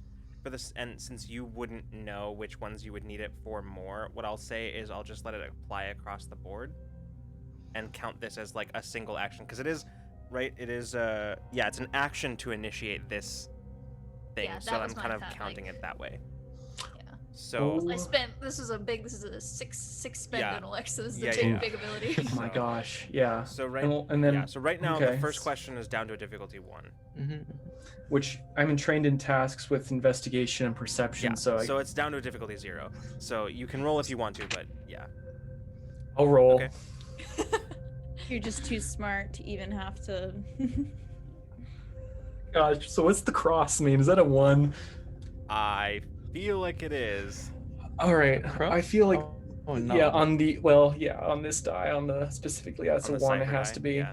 Yeah. Okay, well, I'm going to spend an experience. Off to a great start. Great. All right. Off to a great Perfect. start. I feel like I can't mess up this one. Okay. Let's try. That's 1 down. Mason's brain just explodes. Oops. 11. Okay. All Oh my right. God. So you look around the room, and you can see where there's like one of the there is a clear path through the apartment, where it's pretty obvious that to you that people moved, just based on like where just the way that certain things had like fallen. You could tell that somebody had just sort of like rushed across the room and like knocked a couple things over. Moving back into a back room, which you know from yours and Taeon's brief sweep of the place, you know is Cade's bedroom. Following that, you get back there and you can see where something that a detail you missed earlier when you were just sort of sweeping. that the window itself in Cade's room is broken. Looking at where that is, you can see very clearly blood on some of the glass.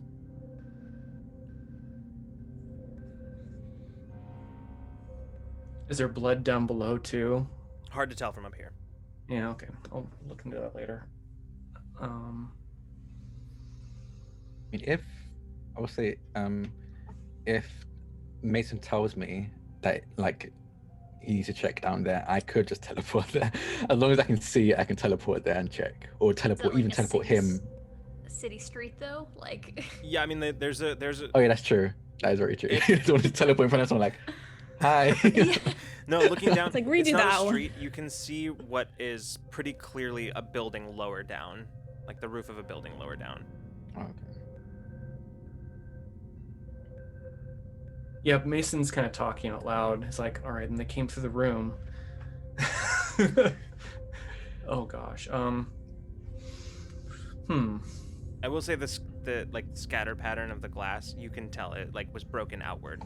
That much. They left out the window. Mhm. I can take you out if you need me to. Yeah. Okay. I'm like put a hand on his shoulder and like teleport. How, in what way though? Oh. Yeah, both Taeon and Mason just vanish.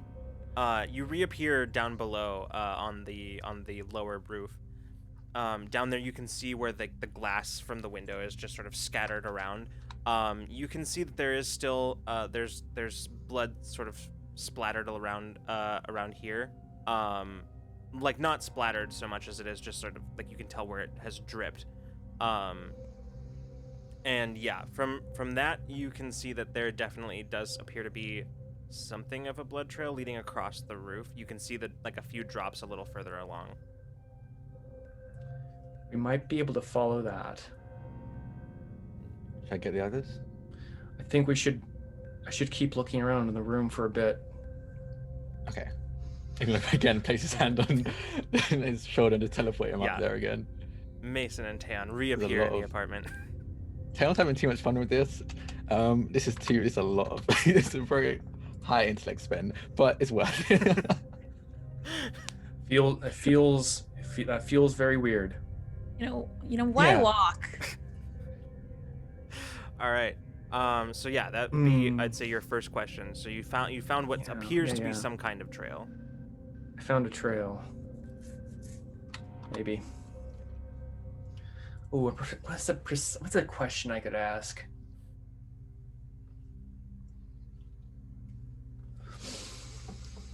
I mean, if there's a trail in here, it might be worth just following it. Did maybe could Kate have had time to leave any kind of clue before she ran out, or I don't know if that's possible, but Huh? Is We there? could also look for if anything not missing but broken into. Does it look like the person who came in just went straight for Cade, or search anything at any point? Yeah. Did the whoever break in make a quick grab, or did they grab something else? Okay. This is going to be a difficulty. This one right off the bat is going to be a difficulty of 7. Okay. So immediately reduced to 4. All right. I'm going to. I got some investigation That's going to help. and some perception. Yep. And I'm trained in these tasks. Is that one thing or is that both two different things? Those are two Okay. different things: perception and investigation. Mhm.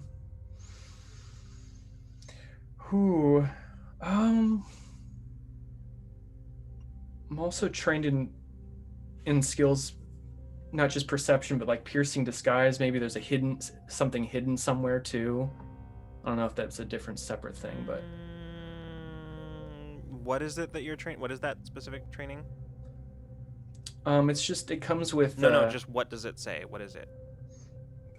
piercing disguise or seeing falsehoods. Yeah, no, that's not gonna apply. Okay. So from what I can tell, it's now down to a difficulty 2. Is that correct? Yeah, down to a Mhm. difficulty 2. And I'll spend a level of effort. Okay, sounds good. I'll bring it down to a 1. All right, I'm gonna roll. sounds good. You just need a 3 or better. Do some quick math, really. Okay, here we go. Oh gosh, really? I rolled a 2. No. I have an XP. XP. Okay. Okay, yeah. Doing it. All right, now I'm at. Okay, I won't say, but here. Oh, that slipped out of my hand. Here we go. I believe 12. Okay. that's better. All right. So, as you're looking around the room, the thing that you notice is that there is a clear path through the room that you followed that definitely looks like struggle, right? Things were knocked over in the course of like struggle. That, not only that, but also like the door kind of being blown inward has caused its own share of destruction. That said, there is way too much destruction and stuff on the floor and just general disarray for a struggle. It looks very clearly like this place was tossed to you. Somebody was looking for something. I wonder, could one of my questions be, did they find it? Did they find a thing? I That's don't kind of know. a tricky... I don't know if there's a way for you to determine that. So I'm going to say no. Yeah.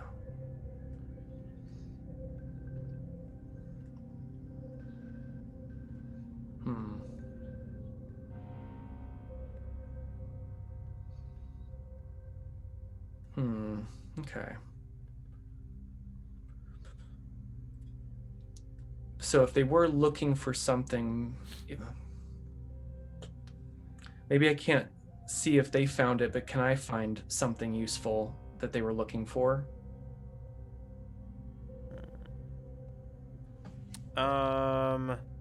You can try, but that wouldn't kind of come under the purview of read the signs. That's sort of its own separate thing.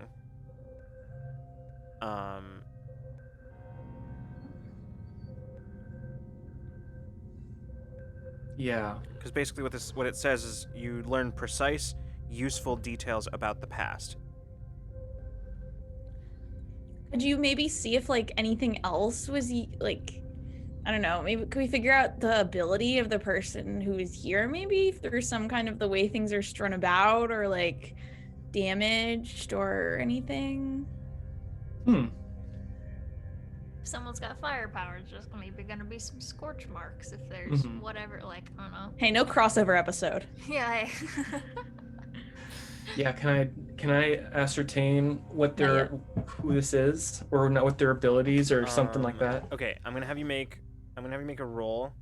The difficulty is gonna be pretty high on this one. The difficulty is gonna be a difficulty 9, which drops man, down it to a keeps- 6. Keeps climbing, baby. Listen, it's Oh, I love it. I love yeah, it. There's Mhm. you just keep The further asking we more go, and more the more- difficult questions. So Can I assist by like giving, because I told everybody about the door being blown in and that's a pretty good clue. Like, just can that help?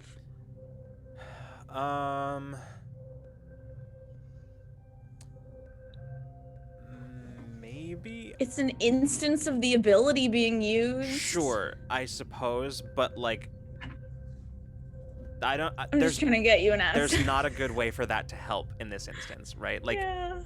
that's just additional information, but it's not going to be. It's not really something that, like, I don't know. The most that Okay. Mason would find would be maybe something else that looks like that, but that's not going to tell him anything new. Okay. So, yeah. So I'm gonna say no. Damn. I'm going to use my investigation and my perception skills again. Sure. So down to a 4 To bring now. it back 4, and I'll spend some effort. Okay. Right now you're at a 12 or better is with a difficulty 4. So, Yeah, I'll bring it down to 2 more. Okay. So yeah, 6 or better is what you need.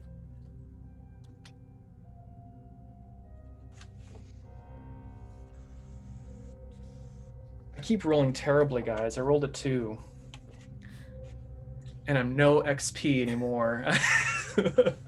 So this is where we be. Okay. That was a tough question though, so it Yeah. makes sense. There's as you're looking around, it's hard because you're not sure if you're not seeing anything new or if you're just seeing, like, on the door itself, there's not evidence of anything that happened other than, like, the door through some use of force is not there anymore, right? Was, like, removed forcibly. There's not a good way to tell, because essentially what you're looking for is nothing, right? Like, you're not looking for, there's not really anything to see as far as you can tell. Looking around, I mean, yeah, it's there's really nothing that's offering you any kind of insight into what might have happened, what kind of device or maybe power might have been used here. Hmm. You got one more question if you want to use it. I have one more. Any ideas, y'all? I'm trying to think of something a lot simpler now.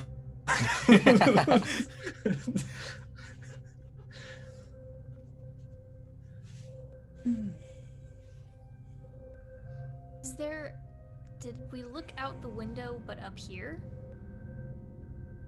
Like, is there, like, the window was broken.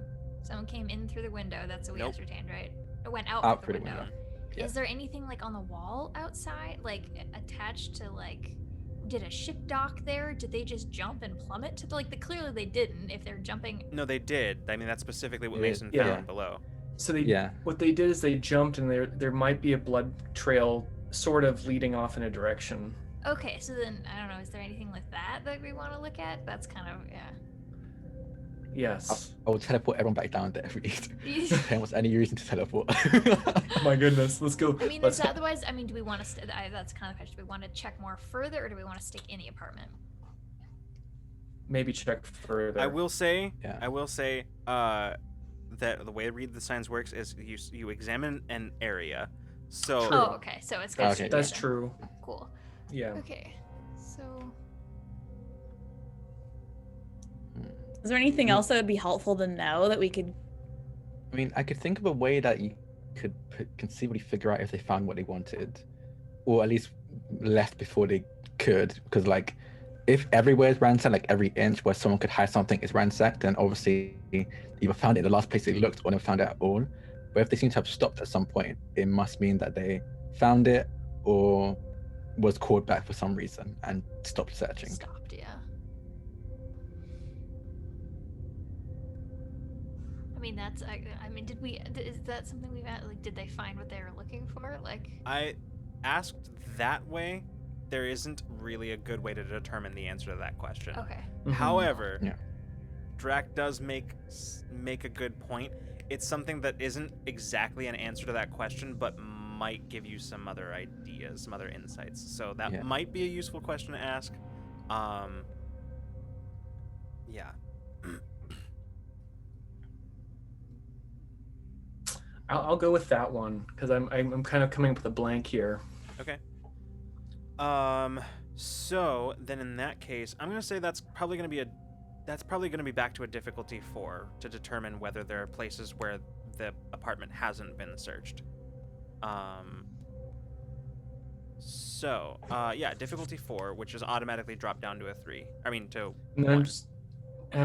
I'm just gonna spend and make it 0. Gosh darn it! You don't need to spend, though. You have, At least one, right? No, you don't need to spend because you Make have it- you don't need to oh. spend. You have, like, skills. Well, that's what I meant. Sorry, that's what I meant. I'm gonna use Yeah, skills, yeah. not spend. That's what I meant. Yeah. yeah. Okay. I'm gonna roll You anyway. gonna roll anyway? No, I'm not. All right, cool. Not after those rolls. All right. So, yeah, looking around It can only go up. the apartment, you can tell that there are definitely places that seem like they haven't been searched, or at least not searched. It's hard to tell the further you get from kind of the epicenter of everything, right? Like the place where the door was burst open, the kind of less destroyed things get, at a certain point, yeah, it does appear like the apartments, like was like whoever was tossing the place stopped at a certain point, before everything was fully torn apart. Now, what that specifically means, hard to say. But at the very least, you know that they didn't search the apartment fully.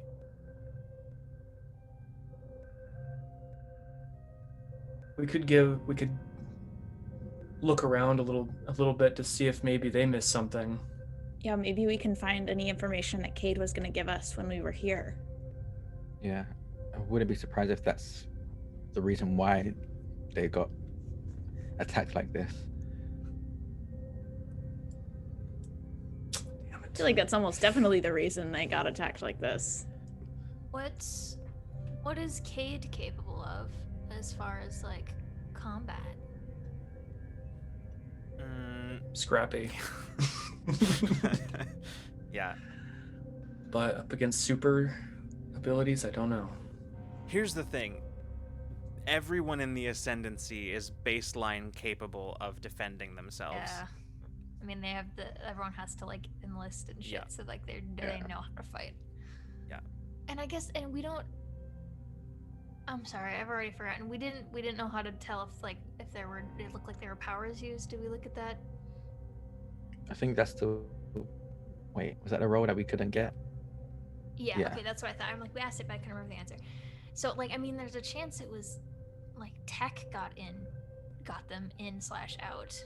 Yeah, could have been No. a concussive blast of some sort. Yeah, doesn't necessarily have to have been superpowers, but I don't know if that helps or not, or makes it worse. Honestly, I a- think preparing for supers is probably best because then at the very least we'll also be prepared for tech. I feel like.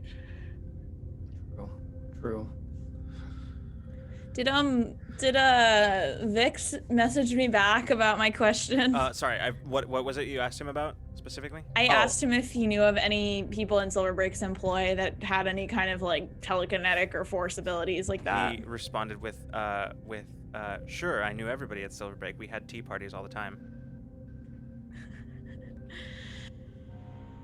I'm gonna text him back. You are no help. If you can think of anybody, let me know.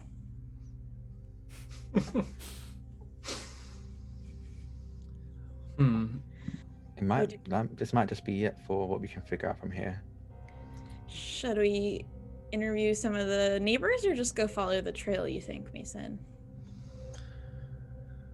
I would say in any other place to interview the neighbors. I mean, maybe you'd have more luck, but every time I tried to get any information out of anyone around here back during my days, they clam up pretty quick. Surveillance. Plus, you're all kind of wanted. I just want to point out, you're all wanted. Yeah. It'll be hard to interrogate someone without them also seeing your face. Any surveillance in this building? My gut says probably not, but I figured we could ask. Look.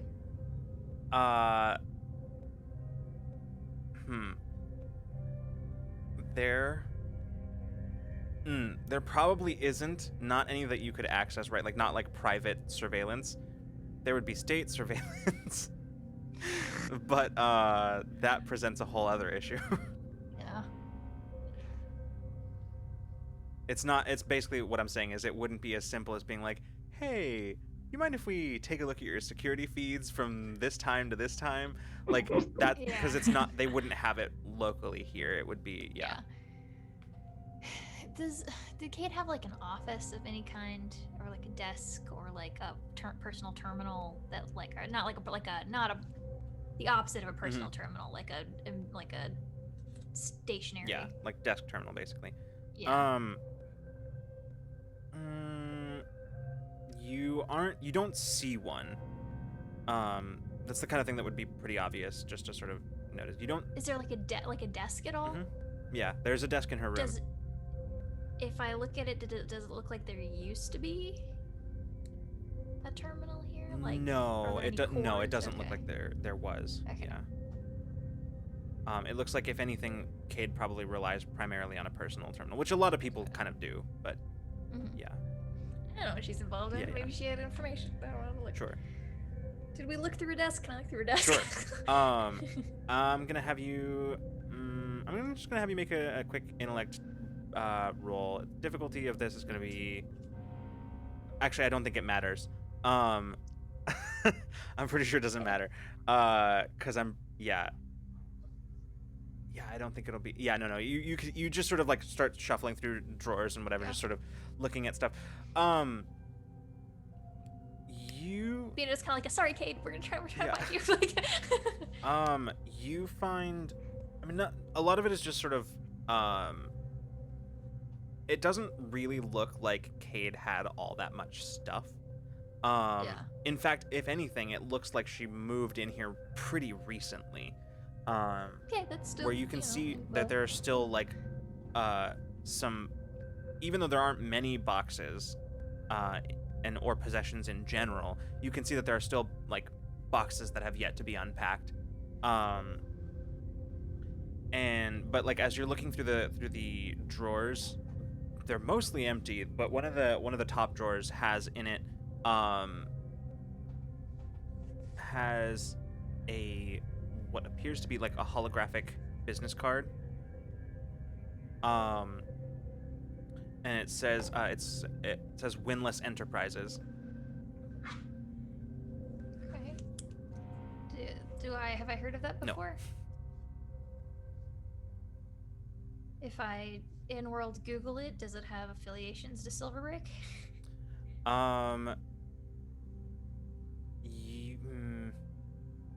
Is it like the letters are turned around? What are those? Like it's like Silverbrick backwards. Like what is that? God. Anagram? Spell it for me real quick. Yeah. Do you want me to? I can. It's Actually, yeah, 'cause yeah, I don't know if I it's remember right. it's WYANLAS. Cool, because I heard win-loss, Mhm. like opposites. Yeah, okay, cool. Yeah. This sounds Enterprises? familiar. Yeah, Did you say Enterprises. Yep. enterprise? Does Mason say it out loud? Mm-hmm. You recognize the name of that?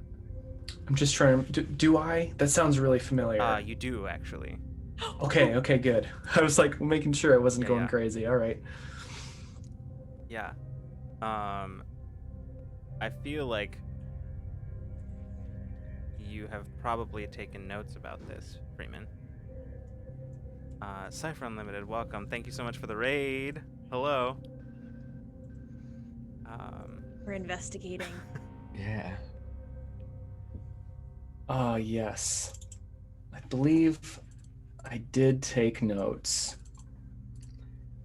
on a document here.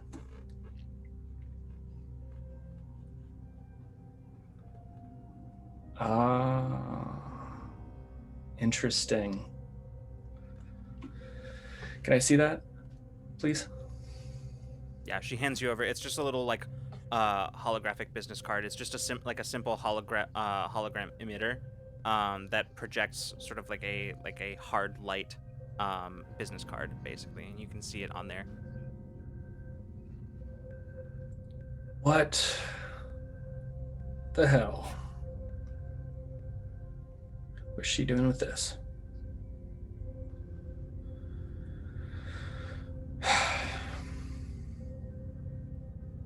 Does it mean something to you? An old friend. That might be a stop. There is an address on there for a location that you would recognize the address as being in an area that is just below the downtown area. So like downtown being like in kind of like one of the upper kind of raised street sections. This is an area that's underneath that. Sort of a prime location for businesses and the like that aren't the kind that are like I wouldn't call it like the seedy part of downtown. That's not really true. It's more like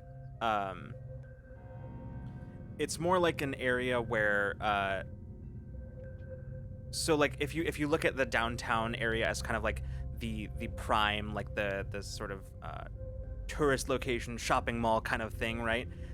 This region that the neighborhood that the address on the card is indicating is more like the kind of like the clubs and that kind of stuff. Basically like the Strip, essentially. This is important, I think, but I feel like we should see if that blood out there has any leads. I mean, that seems pretty urgent. Yeah. But if not, I know who we might be able to talk to. Old friend? You could say that. An old enemy? No. Friend. Mason's being sincere.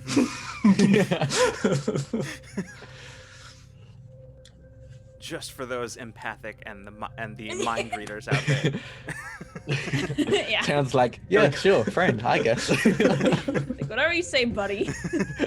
All right, so what are you guys doing? What do you do? Okay. I think we better just go follow the trail unless there's There's- anything else. Yeah. If there's any trail to follow, let's see if we can. Okay.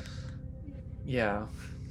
So here's the 10 teleports okay. down. That was Goodness. specifically the question I was going to ask. So 10 puts one hand on Mason's shoulder, one hand on Peach's shoulder, and a tail on Venus' shoulder, and just teleports. Love that. You all just sort of And it kind of looks like, I don't think I've ever like described what it looks like for other people, but I think it's kind of like if you watch Umbrella Academy, how number 5 teleports kind of like Yeah. but just that the distortion is colored like an Aurora Boreas Yeah. kind of thing. So, kind like, all yeah. of you are now able to see, like, Mason, you kind of got this before, but all of you are now able to experience that situation of, like, watching space fold in front of you as the lower roof, looking kind of out the window, the lower roof, kind of, like, comes up to the window to meet you, and as you all kind of collectively take a step forward onto it, you step out, and then, like, kind of looking back, you see, like, the window just rapidly retreating back as space unfolds with you now in the new location. It's so much different than. Wow. We have Becker and a Decker, and I couldn't remember who's got portals. Becker does Hold on. does portals. Becker. Yeah. So much different than Becker's. Ooh, glad I didn't have too much in my stomach on that one. Yeah, Mhm. it does. You get used to it after a while. I hope anyway. I'm still trying to get used to it. Does it feel different than when you go through time? A little bit. I feel like usually I'm moving, but it feels like everything else is moving when I did that. I just wanted to know in case you ever pull us through time or anything. Okay. Oh, I'm not entirely sure if I can even do that again. Me coming here took a lot, and it kind of taps the source in his chest. Like it took literal years of storing like excess energy to do that, and that was just to bring me and Ada back. All right. So Mason, kind of leaning down, all like crouched down next to where you can see a few droplets of blood from the glass. It's a little tough to follow, but given your earlier success at noting the blood trail, you start making your way across the rooftops, and as you proceed, you can tell that one of the reasons why the trail is easy enough to follow to begin with is the fact that whoever was coming this way, whoever blood this is, they were running, which means that like that blood was very little was keeping it from dropping. So as you kind of That's messy. follow it for a while, you eventually reach a point, like it's this area is like the buildings are so close together, it's really not that difficult to jump from one to another, and you can tell where that happened. So as you sort of pick your way across the rooftops, eventually you come to a place where it looks like where down below there's an even kind of lower, what looks like maybe a storage unit or something like that, where you can see a little bit of the drops of blood there, where whoever this was, they clearly dropped down from the rooftops here, and you find yourself on the street level before too long, looking around. Gonna have you go ahead and make a quick check here. The difficulty of which is gonna be 4. Ooh, I kind of feel like The Witcher. All right. All right. Using some perception, investigation. I Drops it think down. if it's all right, I'm good. Yeah, sorry, what? Oh, I was just saying that drops it down to 2. Cool. I'm going to also, if I can, I'm gonna use my little Oh, sure, eyeglass yeah, thing too. Yeah. I'm gonna try to use it as using that often as I remember it. as an asset for sure. Yeah. Can I give encouragement? You can. I'm gonna Bring it down give to you 0. drop down 1 because of my eyesight. Yeah. So yeah, you Ooh, down to a difficulty 0. So you can roll if you want to, or I feel like I should in case I get a really He's good been roll. burned. He's But I've been so burned and I nervous. don't have an exit strategy if I don't have XP. So if I roll this, guys, it's here I go. I'm gonna do it. It's Do great. it. Putting You himself Do convinced, it. you unconvinced and then like convinced yourself. don't mind me. I know, I I'm just know. reaching over here for the intrusion deck. Don't mind me. Yeah. Gosh, what is it? A 9 or a 6? Well, either way. I mean, either was fine. Okay, yeah, you're right. Either you're way, right, I you're don't right. need It's a the, 9. Okay. Dejectedly puts the deck away. Sorry. I mean, I'm always. I'm gonna sure say I'll use yes it to- later. Yeah, you probably would be Yeah, like, for "Hey, sure. gym intrusion." Yeah. That's right. I don't have to wait for GM intrusions. I can just give them to you. You can give them out, yeah. Anyway, no. As you kind of look around through your little glass, you see as it's analyzing your environment, and you do catch some of that splatter. Not actually that far away from where you are. Moving over, you can see there's a place where there's sort of an overhang that kind of overlaps from 2 different buildings, creating a little, like kind of a small enclosed space underneath.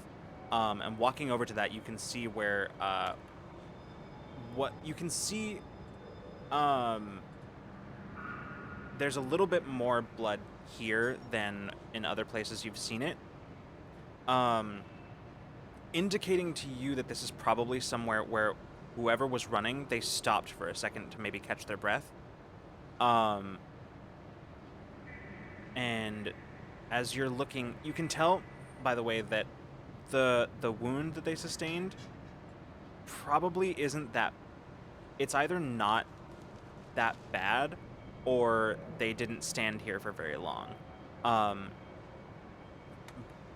But yeah, you can see that much, and from there you can pretty easily pick up the trail. However, when you do,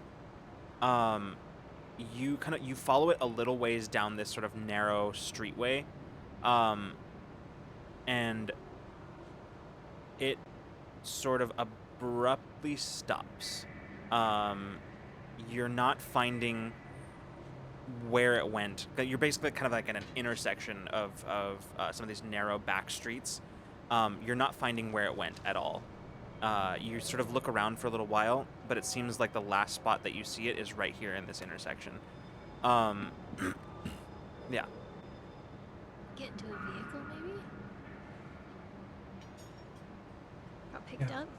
Unlikely, because Alright. these streets back here are probably too narrow for most vehicles. We got taken, and it doesn't. They fell from pretty decent height. Seemed injured already as well. Stopped at some point.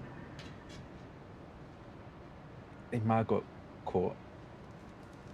Do we have any way of telling how old or how fresh the blood is? Like, You know Is what? it still that tacky, much or is it that like dry and? that much your device could tell you, Mason. Ooh, And cool. I'll say that it looks to be at least a day and a half. Day and a half. Day and a half to 3 days, somewhere in there. Like, Yeah. the last you heard from her.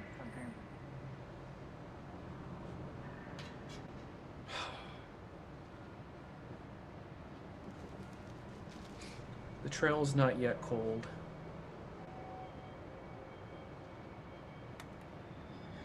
We have another stop to make.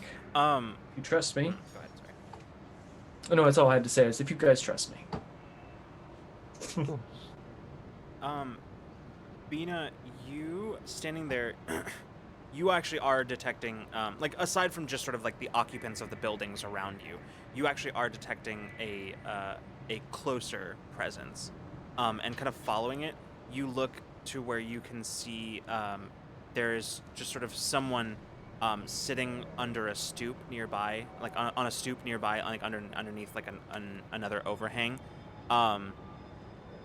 just sort of sitting, kind of watching all of you with like really little to no curiosity, just sort of like just watching all of you. They have no familiarity in any way. Like, No, you can see basically what Okay, appears cool. to be an elderly Keldro man who's just sort of sitting. He looks pretty. His appearance is pretty. His clothing is pretty raggedy and dingy as he's just sort of sitting there looking at all of you. With Does he look like he lives there? yeah, it definitely looks like he lives somewhere nearby. Yeah. You're here. Okay. Bina will kind of like gently poke Mason with her elbow and be like, "Man, there's somebody over there who's looking over here at us, but maybe he saw something." And we'll... Jason's gonna give the old side eye. What does this Keldro man look like? Can I figure out maybe, I don't know, profession? You know what? I'm gonna give this one to you because I don't think. Gonna Sherlock Holmes Yeah, this real quick. I'm just gonna give this one to you without a roll because I think you have enough stuff that any difficulty of any roll that I might give you, you'd be able to like fully bypass. So, Yeah. Also, living here too might help that's a little bit as specifically well. why. Yeah, like if that were not the Yeah. case, then I might make you roll anyway. But no, looking at this guy, you see that he has. There's nothing about his attire or anything about his like physically that that anybody who wasn't from here would be particularly noteworthy about profession or anything like that. You, however, have seen this look before growing up. It's pretty common where you're from. It reminds you a little bit actually of your own father, kind of the same look that he had to him. This is somebody who has violated some regulation or other of the ascendancy, and has basically had a lot of any rights to basic needs stripped, essentially. Somebody who's kind of been forced out of private residence and into a group living situation, just like you and your family were when you were very young. This person seems healthy enough. He's got that look of like healthy enough, but not quite healthy. That sort of dejected demeanor of somebody who's had everything, including their spirit, taken from them. He's just sort of sitting there watching you. That lack of curiosity as he looks across the group, clearly indicating the kind of exhaustion that comes from a situation like that. Okay, I'm going to approach. He kind of leans back a little bit as you approach. Yeah. And I'm gonna lean also. Like, if there's anything to lean on, Yeah. I'll lean and pull out my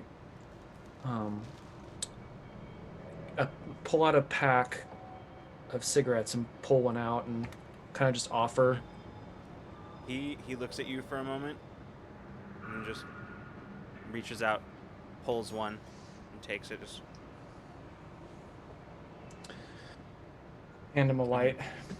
he accepts and just sort of, yeah. You wouldn't have happened to see someone get nabbed. And about a day and a half ago, right around there. Might have. He leans forward and says, "Why? Who are you?" Private investigator. All right. I'm not bound by anybody. I make up my own rules, you know what I mean? Mm. That's how we survive down here. He kind of looks you up and down for a second. Still, like, are you still wearing your hat? You bet. Okay, so like he's looking at you and like seemingly trying to see under the hat, like the brim of the hat to like where through the shadow, and can't quite make out anything about your face, and then just sort of Yeah, sorry. The less you know about me, the better off you are, I think. He kind of looks past you. His eyes just sort of rest on Peach for a second, and then he just sort of looks at kind of at the others and just says, "Yeah, I saw her. Yeah, she was looking pretty rough, like she was running. See a lot of that around here. But she stopped for a second, seemed like she was trying to catch her breath or look to go see where she was going next, and then he kind of glances up and just sort of nods up at the nearby rooftop. Says, "Jumped down from up there. Didn't see much about him. Dressed all in black. Tackled her to the ground. There, struggled for a second, and then she stopped struggling. The other one picked her up." He kind of nods over towards where you see kind of like a dumpster nearby. Says, and where there's like a big, like an old tarp that looks like it just covered in paint stains and like sort of corroded and moth-eaten. And it says, "Took that off of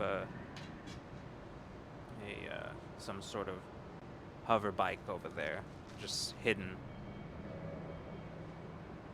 Threw her over the back of it and drove off. That way."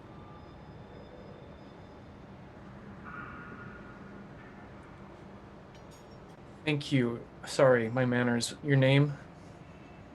He just sort of looks at you and just says, "Less you know about me, the better." Touche. Well,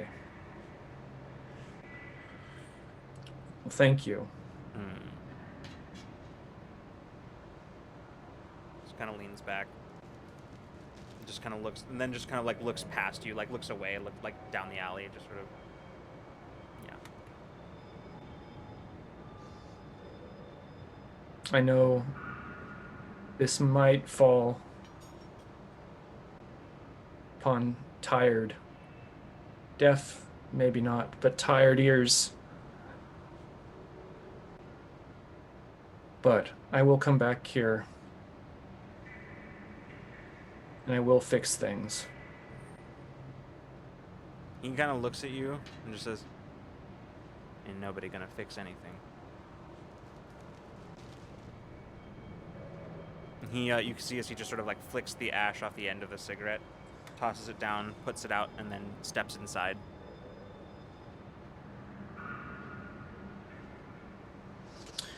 Mason turns and relays that information. Unless you guys heard, I don't know. Oh yeah, I mean like it's all pretty much right there. Yeah. So, perfect.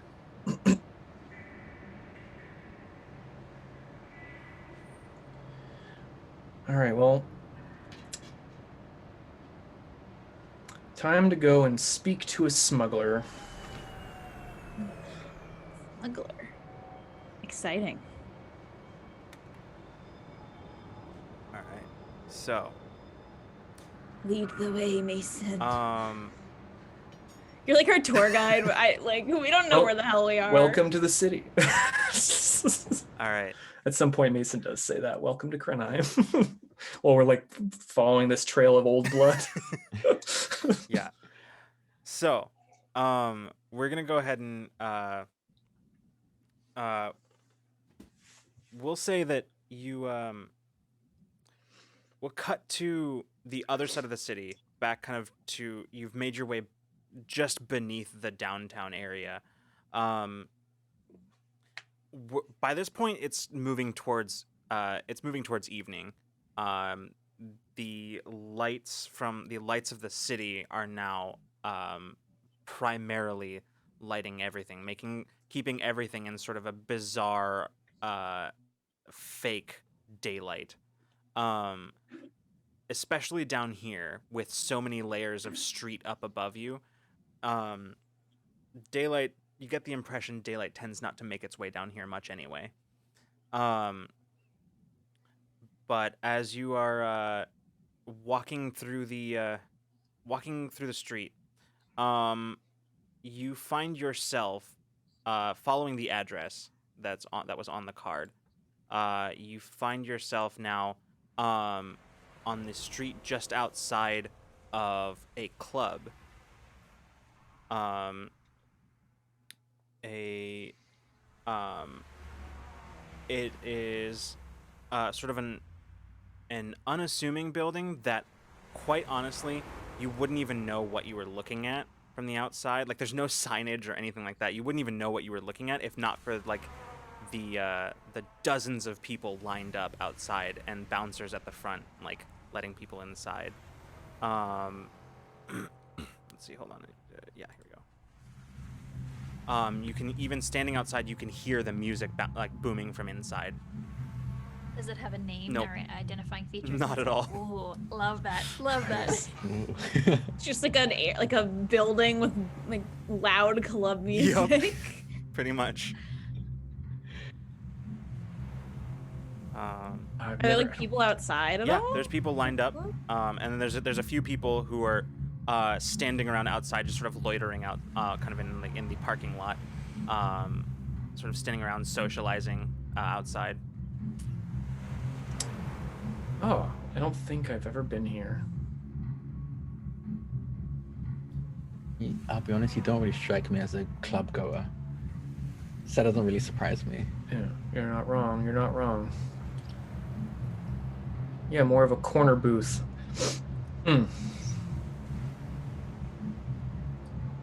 So that begs the question, how do we get in here? Can Oh. I? Okay. We can get in. Oh, what were you saying? I was gonna say, while they're letting people in, did I get a glimpse of inside? You know what? I'm gonna have you make a roll. This is gonna be a perception roll. So this is gonna be a difficulty 2 intellect.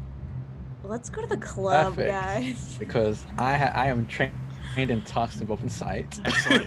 While you're like looking really hard, Bina's like, oh, they'll let us in. Like, All right. So that brings it down to a difficulty 1. And I'll just use a 3 level. Okay, great. Are you gonna roll? Hell yeah. Okay, I am. excellent. Love that. Good. That is a 14. Okay. Excellent. So yeah, you as at one point the one of the bouncers lets somebody in. You look inside and you can see just sort of what looks like a kind of reception and like coat check basically immediately inside, and another door on the other side of that room that leads into what is clearly like kind of the club, where there's basically, it's less of a door and more like there's just sort of God, what do they call it? Like the big kind of like almost like bead curtains in between. Ooh, Yeah. perfect. Okay. Yeah. Sweet. Okay. Well, because I've seen it, I can God, teleport. there's so many people. There's so Yeah, I many know. people. I know. And that's the entertainment for the night, Oh, folks. I think you can see like Tim like just like raring to go like, can I teleport? No. Okay. Too many witnesses. Too many witnesses. We I think gotta like keep- Beena might like see the spike in excitement, feel- and you're yeah. like, yeah, and you're like, Well, hang on, wait, maybe no. maybe No? we low key. Maybe that's our exit strategy. Okay. Okay. I think we get. Beater's gonna get everyone in line. Who do you get? Yeah. Okay. Okay, I guess we're gonna stand by. So, Infinite Horizon, where you had such exciting actions, such as standing in line for a club. Waiting in line simulator. That's what it is. I So, wonder if there's any merch. I hope they don't ask for ID. Because my birth certificate says I'm born in 2 years. my ID says I'm born in 2 years, so I'm like, It's okay. They don't I'm card in way the under. future. the bouncer's like, son, this is the worst fake ID I've ever seen. You're like, This is the Don't exact understand, opposite like- of what you need to be doing. It's okay. I could just make us IDs on the spot. Yeah. I That's mean, yeah. I very think true. the two of us can tag team getting us in right now. Yeah. So, yeah, you wait in line, and after a while, it becomes very clear that that line is not moving. It's just not moving. Okay, come. And she's gonna be like, okay, come with me. We're gonna walk up to the front of the line and piss a lot of people off. Yeah. But it's fine. Here's okay. So here's what's gonna happen. This is gonna be a multi-step thing. I'm being Great, yep. I'm gonna do an aura effect Mm-hmm. of calm Okay. for the people in line. Mm-hmm. Yeah, you can see their And- faces start to go like, hey, where are you going? And then immediately they just sort of like relax a little bit, and they still look confused, Calm. but mostly they're just sort of like, Yeah. they know what they're doing. I was Calm and pissed like the content. Like that's kind of like you're Yeah. content and it's okay. And the bouncer will probably get caught in that too. But we're gonna walk up. We're just walking really like with purpose, like we are supposed to be there. Yep. And then we're gonna walk up to the bouncer, and Bena's gonna be like, "Hello." He looks at you and says, back of the lines back there. No, actually, I think you want to let us in, and I'm gonna use fast talk. All right. Yeah. Man, I was just gonna spin a lie, but you go ahead. No, it's okay. I got Yeah. this. They'll let us in. Yeah. Good. Just for this, just for the heck of it, I'm gonna have you make a roll on this one, and the difficulty Okay. on that is gonna be 2, because that is Okay. the level of this bouncer. Okay, cool. Well, I think we're okay because, wait, where's all my things? Social interactions, pleasant or Yep. otherwise. Yep. That's 2. Okay. Excellent. And then I have a free level in sensing emotions Yeah, there, yeah. so I think Uh, I want everyone to be chill about yeah. this, and I want the bouncer to let us in. The- And that's what's Yeah, gonna the bouncer happen. looks at your group, and he kind of like looks across and inside says, "Yeah." And he like opens the rope. He says, "Go on in." Thank you. And we're gonna go Yeah. in. and just like under his breath, like, cool if we teleport. You know, it's best. It would have been, but I don't want to get us caught. We have to go do cool Mason stuff. All right. So as you Wow. you I think that's my favorite way I've ever used my powers. you step inside. The music much louder now inside. The club is still relatively empty. Like there's people in here, but it's probably like maybe a couple dozen or so people. Like nowhere near its capacity right now. It seems like right now people are just kind of starting to be let in. But as you walk past, kind of walking past the code check and all that. Actually, you're walking past one of the people at one of the people at the front. She looks over and she says, "Hi, welcome. Can I anyway a code check for anyone?" No, we're okay, thank you. Great. She kind of looks across at all of you. She says, "First time?" We'll give it away. At least for me. All right. Well, she says, she goes, VIP lounge is through there. So unless you have VIP passes, you won't be able to get in. you can actually purchase those right over there at the counter just down that way. And she kind of points a little further down from where the coat check is. She says, and bars are across the way over that way. Thank you. Who gets to hang out in VIP? Who's in there? She says, well, the boss and guests of the boss. Perfect. She, Is there any like now that we're inside? Is there any signage, like business card, like name, any identifying like name Nope. of this place? I love still that. is That's so fun. This is about right. Yeah. I'm obsessed with this. It's okay, a club. cool. We go in. yeah. Yeah, I wonder what people call it. Like, hey, we're Like- gonna go to. Yeah, what do they say? How do they meet up? As we're like walking through, like hey Jen, having a conversation about. God, I haven't been to a club for fun ever. Oh boy, I've had some times in the club. I'll tell you about it later when we're not on the mission. Also when Ada's not around because I think I've only been to clubs on missions. Yeah, perks of the job, right? I think we get to like the middle of like the floor, and Vina's like realizes she's like, I don't know where I'm going, and we'll turn and look at Mason and be like, okay, so what are we doing? VIP lounge, Mason? I think we could get in there. doing. Well, at least we'll try. Should we go like make badges, or does your friend hang out in there? Honestly, I don't know. Just look like you belong. Look like we belong here. I feel like I'm very out of place. I think I stick out like a sore thumb.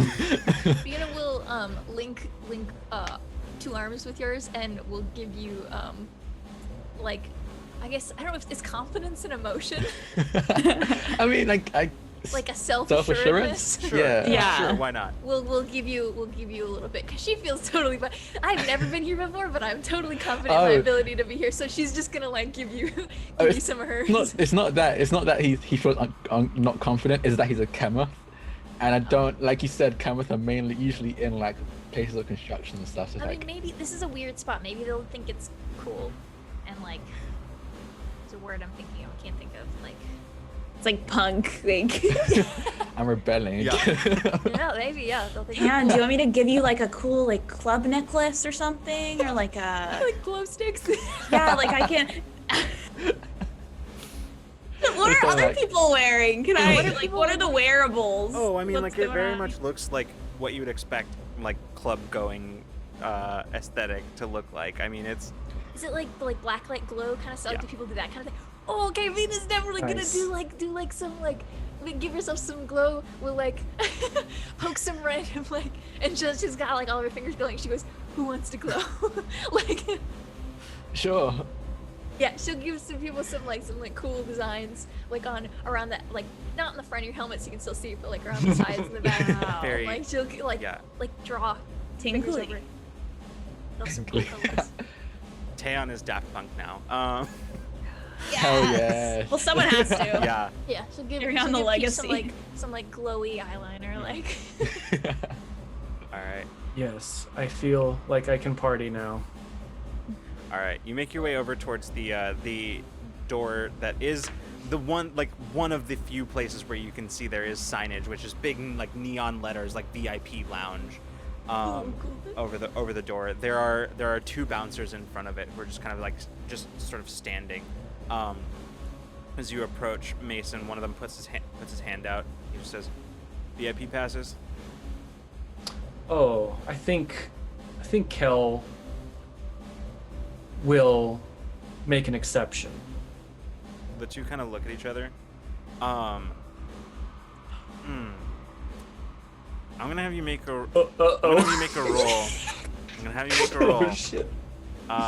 This is sort of a persuasion sort of thing. It's an intellect roll. Okay. The difficulty Okay. of this is gonna be 3. Okay. Specifically because you just kind of name dropped a little bit, so there is that. No. So yeah, difficulty is 3. Can I give encouragement? Sure. Okay, you get 1 asset from me. Well, Pleasant otherwise. It's only 2, right? yeah, no, it's all good. It's all I feel like good. you haven't. I can also give Here's the thing, encouragement. I feel like you have. Well, I'm not being deceptive. Yeah, I was gonna say you have Okay. you have an inability, but it's about for deception specifically, right? Yeah, and I'm not being deceptive Right. here. I'm like, hey, Trying to like. an old friend, you know? Yeah. So I don't have an inability, but I also don't have like this is not my strong suit either. So Yeah. 2. Yeah. Hmm? Yes. Mhm. 6 or better right now is where you're I at. think Peach didn't. Olivia, did you say you? Can I can also encourage give as well? encouragement, or can only one of us give it?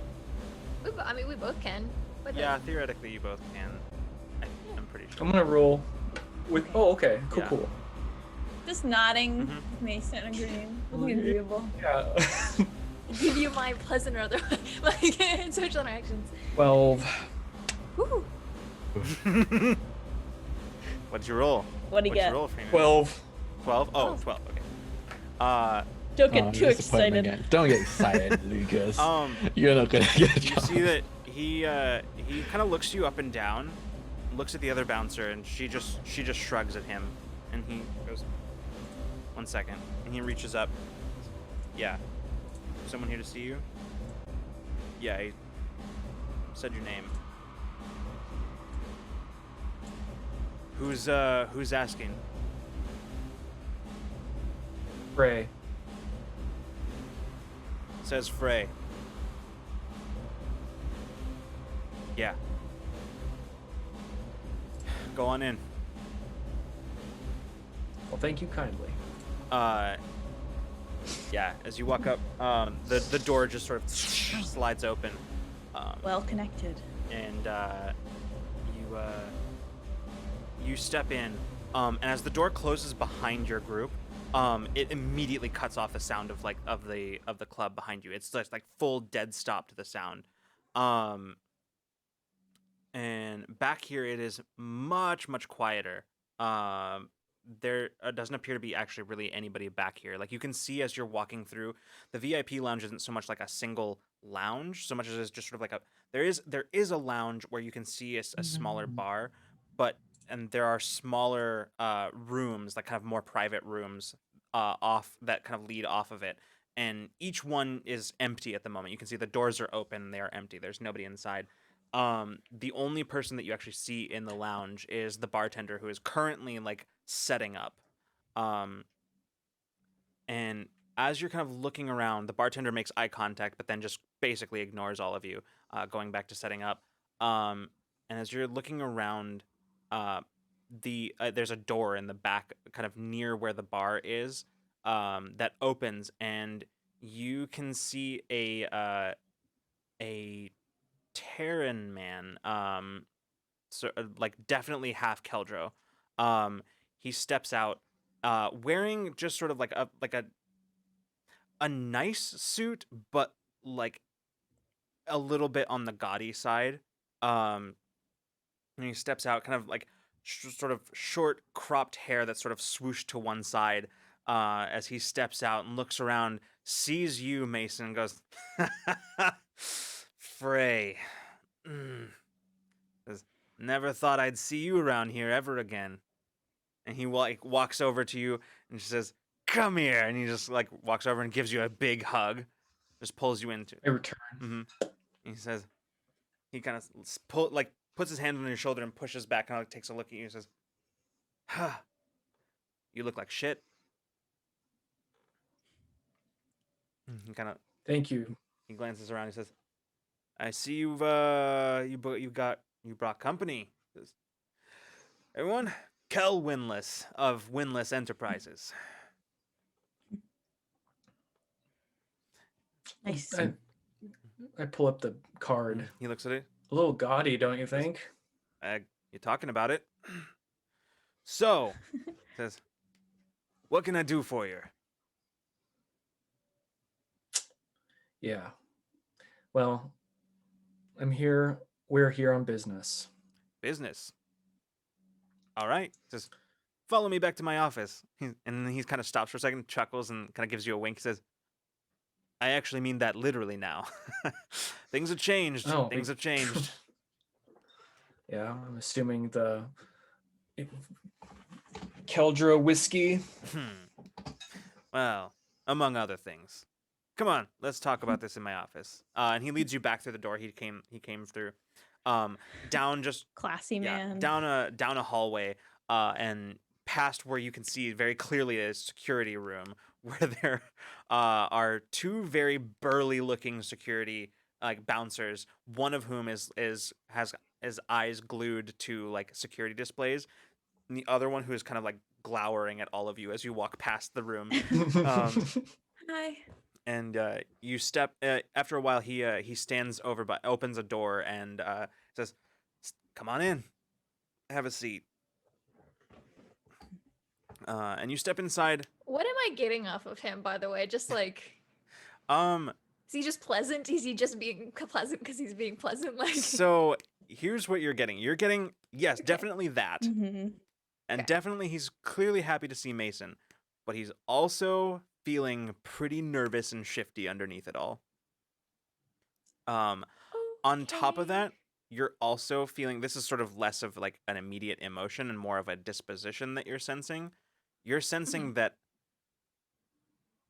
sort of pleasant sort of thing, it's not purely facade, but underneath you can feel like basically a very shrewd and calculating person. This Okay, guy cool. is, he's dangerous.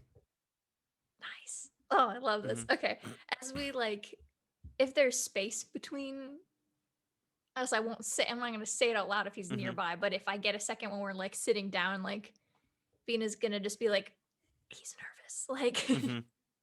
Yeah. As and then we'll sit down. as you're all sitting down inside, his office is almost as big as like the main lounge and the VIP lounge. Wow. It's not quite. It's maybe like 2/3 the size of it, but it's very big. You find you're each able to find seats very easily, and he goes, "So, what brings you here to my humble establishment?" Nothing good. Trouble still following you around like it used to, huh? Never shake it. And take the boy off the streets, but well, you know the rest. Yeah. Well, looking for a friend. And she had this in her possession. He looks at it, looks at you, says, "All right. Well, if you're still," he says, "I have a feeling I know who you're talking about." "Yeah, she was in here. I had her, I set her up with some work. Turns out, working at the decommissioning yards doesn't really pay what you would hope. So she was looking to make a little extra cash on the side. Said something about saving up to buy another ship." Yep. You didn't by any chance do any investigating into this job, did you? I don't ask questions. I just set up the details. Well, In fact, especially don't ask questions when I get paid not to ask them. what can you tell us? That depends. What can you do for me? Come on, Frey, you haven't been gone that long. You know how things work. Oh, what, my good looks, my charm won't get me there? Not today.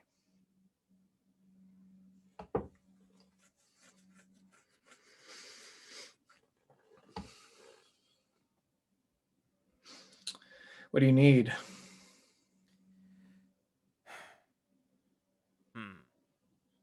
Now that is an interesting question. Well,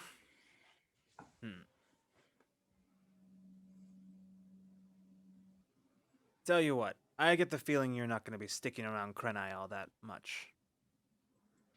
Got a lot of places to be. Sure. Well, I figure that being the case, I might maybe add one. Thing is, Okay. a lot of my runners these days, they're well, they're not as good as they used to be. Let's say that. A couple of my boys got nabbed not too long ago running cargo off planet.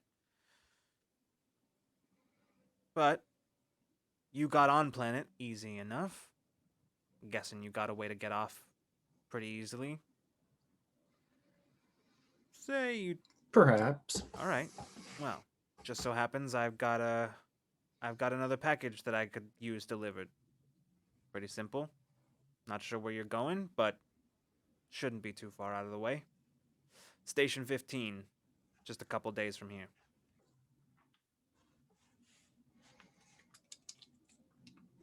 Think you can make that happen? I kind of look around to everyone else to look for any signs of misgivings. I mean, we've handled tougher stuff than this.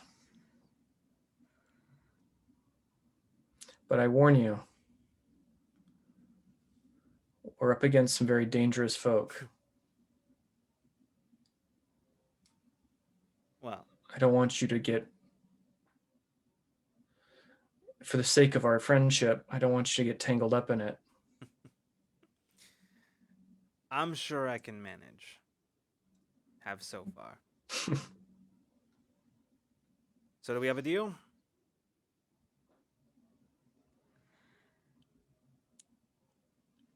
What kind of package? No. Just follow-up question. That's not part of it. Yeah, I didn't think it would be.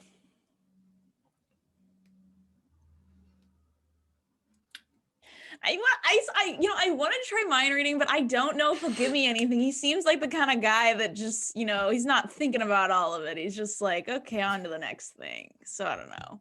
Can I get We'll give it a anything from try. mind reading? Sure. I'm not gonna make you roll because yeah, you know right away it's weapons. Okay. Yeah. Okay. He just kind of studies Mhm. him. We get to know who to. This- Where am I taking it in my ship? The where, that I can answer. The who, well, no. And the where would be. Station 15. There's Oh, they said that. Sorry, never mind. Forget. Yeah. They said that. Station 15. There'll be somebody who'll meet you at the docks to pick it up. Okay.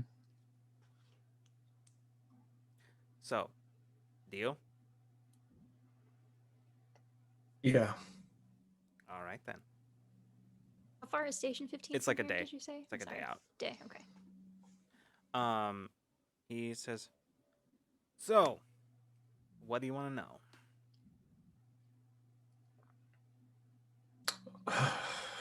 Well, whatever you can tell us. Well, the job I set Kate up with was, it was a simple, well, on the surface, looked like a simple package delivery. Pickup and drop off included.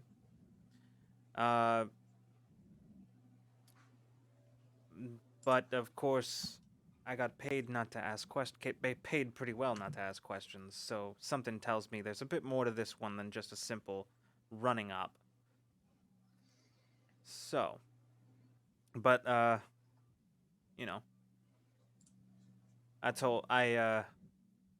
generally try not to get involved in my clients' affairs, but I figured I'd tell Kay that there was something up. Just give her a fair warning for old time's sake, and she seemed to appreciate it. Other than that, she accepted and went on her way. She contacted me to investigate, and yeah, absolutely fishy. I don't want to know. You don't want to know. Yeah. But she was taken. I followed the trail for a ways, but it's gone cold. Wait. I'm sorry. Wait, you said she was taken? Yeah, place is a mess. She jumped out the window. She left a trail of blood for a while, about a day and a half ago. Literally taken from the ground and flown out. Well, then it's a good thing she came to me. It's a good thing you did too. As it happens, even my freelancers, I keep tabs on them. Sometimes they don't know about it. Better for them in the long run, especially if, well, present circumstances. He reaches over and presses a button on his desk, and you see like a slit open up on the desk, and like a desk terminal slides out of it and projects a screen. He starts going through it. You can see what is projected as the city map. And as it does, you can see that there's like some sort of uplink happening, and as soon as it connects, you start seeing like the city sort of zooming in to a specific location. And you see a single red dot on the map. It says, part of, I track, like I said, I track all of my assets. And he says, all right, looks like her tracker's still active. And, all right. Looks like she's in the old warehouse district. The one that they're refurbishing into office spaces. Hmm. Looks like she's been there for maybe, how long did you say your timetable was? Day and a half? It's been there for 2 days. Or at least a tracker is.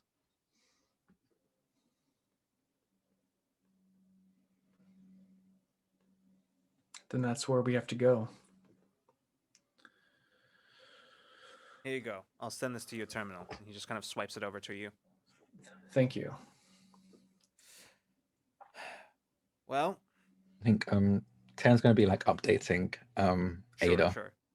from his like wrist computer. Yeah. He goes, well, I'm guessing you're going to want to be getting on your way. But let me tell you, whatever you got going on, if it doesn't work out for you, you can always come back. I've always got room for you in my operation. And let me tell you, it's a lot bigger since you left. And I can see that. Pays a lot better than what I was paying you before. After the war has made all operations a little bit busier around here. Oh, of course. War is profitable for alternative cargo contractors like myself. Peach does not like this guy at all. I just want to know, how did he feel about finding out that Kate had been snagged? Surprise, but Okay. not particular. Like it seemed genuine? Seemed genuine surprise. Not particularly concerned though. Yeah, it's fair. Yeah. Well, and you don't have one of these trackers on our friend Mason here, do you? No. No. He left long before I had that kind of scratch. I feel like that would have been removed anyway. Yeah. Ugh. And regulators are pretty thorough. Annoyingly so. Yes, that they make that their priority. Well, if there's anything else I can do for you, I'm sure we can come to some other kind of arrangement. We're in a bit of a hurry. Sure. Well, you know the way out. I've got some things to attend here. Big opening night. Yeah, good luck. I go and I grab another hug. Yeah, he's good. Come here. All right. Well, Excuse me. Mason's all choked up and very emotional.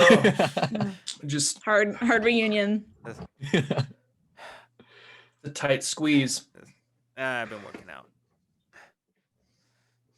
Well, good meeting all of you, and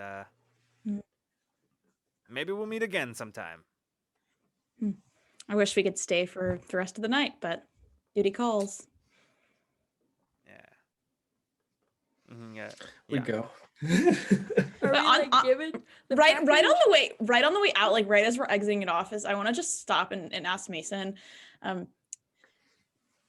does this weapon, or I say that, does this weapon steal seem like it would cause a lot of trouble? Like, do you want me to make it so we don't have to do that? This is just I think a routine job. I don't think this, if you want to look into it, but I don't think we have to worry. Wait, what do you mean? I just mean that we have the information. So, I mean, I can make it so he doesn't know we were here. No, I think we can do this job. Unless you put Okay. a tracker on Mason in that very tight squeeze, and then he would have that. You guys Really? don't trust him? Oh, definitely not. He's like the most untrustworthy person I've met in a while. Yeah, I mean, do you see his suit? I mean, I don't really trust anyone who currently wears that, unironically anyway. I just Okay. want to know why he was nervous when Mason walked in. That his operation got a whole lot bigger, but maybe doing the job would give us a little glimpse into what that operation is. So that could be interesting too. I mean, if he thought I was still a regulator, then could be cause for nervousness right there. Maybe he thought I was busting him. Pete, you mentioned a weapon. Weapons. Oh yeah, that's the cargo. It's a weapon shipment. Get like Okay. info on where we're supposed to pick that up Nope. and like coordinates to where to take it to. Jesus. Just okay. Well, you guys never done this before? Smuggled illegal items off world. I mean, have not yeah, done that before. I have, but it was for Huh? the resistance, so like I knew where it was going. Deal with legal shipments. I mean, if you think that it's all right, Mason, then I'll follow your lead. I'm just Well, I don't know. Honestly, I just wanted to get the location of Cade. That's the only thing that matters right now. Yeah, let's go get her. All right. okay. I don't know. I think Kane might have asked already, but he didn't give us any pass or anything like that. I'm assuming he expects us to come back to get it, or I feel like he's just gonna like contact Mason somehow with this coordinates or Yeah, something. that's my guess. That's what I was assuming. Okay, well, Mason seems like he is on board with this, so I'm gonna go along with it. But I look very uncomfortable. We gotta meet Kate. We gotta figure out. Maybe we gotta meet up with our crew again. Figure out best way to do this. Do we need more help? And then we go get her. All right. Sounds good. So, I can teleport all of us. Really hope that does not come back to bite us. It's like I just want to teleport again. It's really fun. We can all go walk into the bathroom and then it'll teleport us back to Awakener. Probably the most innocent thing people do in the club bathrooms. Yeah. Oh no. Man, ugh, so what are you all doing? I miss bars. Anyway, sorry, moving on. Nope. Nope. No moving on. So are you teleporting out? Is that what's happening? Is that what's Yeah, I think you said we're going back to the ship, right? So all right? Is that Oh, like Sounds good. we should probably? I mean, we might need more people. We should figure out Mhm. what else surveillance we can get. Any other surveillance from there? Like, Yeah. I feel like we Yeah. should do some prep work before we rush in because We're we don't not just- actually know what we're exactly. going for. Yeah. Yeah. All right. So yeah, I think we go to the bathroom because Tan really wants to. So we all walk to the bathroom. And Tan Alright. will poop us out. Or do we want to leave the club first? We not want that happening in the club. Do we want to walk out into like an alleyway? Either works. I mean, I'll just hold the door shut. I mean, it's early in the night, so the bathroom's probably not full. You know, it's I'm like more right. concerned of like surveillance of us walking in and never leaving. Oh yeah, that's true. Okay, that's a good point. Yeah. yeah, We're maybe not- we we're should just gonna walk leave. out. Okay. Yeah. even in walk out. Taeyeon's excitement, he would acknowledge that that is also a thing that he should consider. So he'll like, We'll walk when out. to And get we'll, out. we'll find like a darkened alleyway or something, and we'll. Easy enough to find. Excuse me. So, you step out into the into an alley, and as you do, Taeyeon, you kind of start preparing, kind of putting a hand on and tail on everyone. Bina, as you're there, as Taeyeon is getting ready, you kind of glance over and you see, actually, you know what? I am gonna make you roll on this one. This is gonna be a difficulty. It's gonna be a difficulty 7. This is gonna be a perception. This is gonna be a Ooh. perception. Okay. Ooh. Oh. Okay. Well, task involving Yes, sight. absolutely. It's down to Okay. 4. 4. Is this okay? I'm gonna read stuff because I don't Mhm. know what this specific task is gonna entail. So you just let me know. Sensing emotions or dispositions. Okay, that's down Mhm. 2. It's not a social No, interaction. it's not.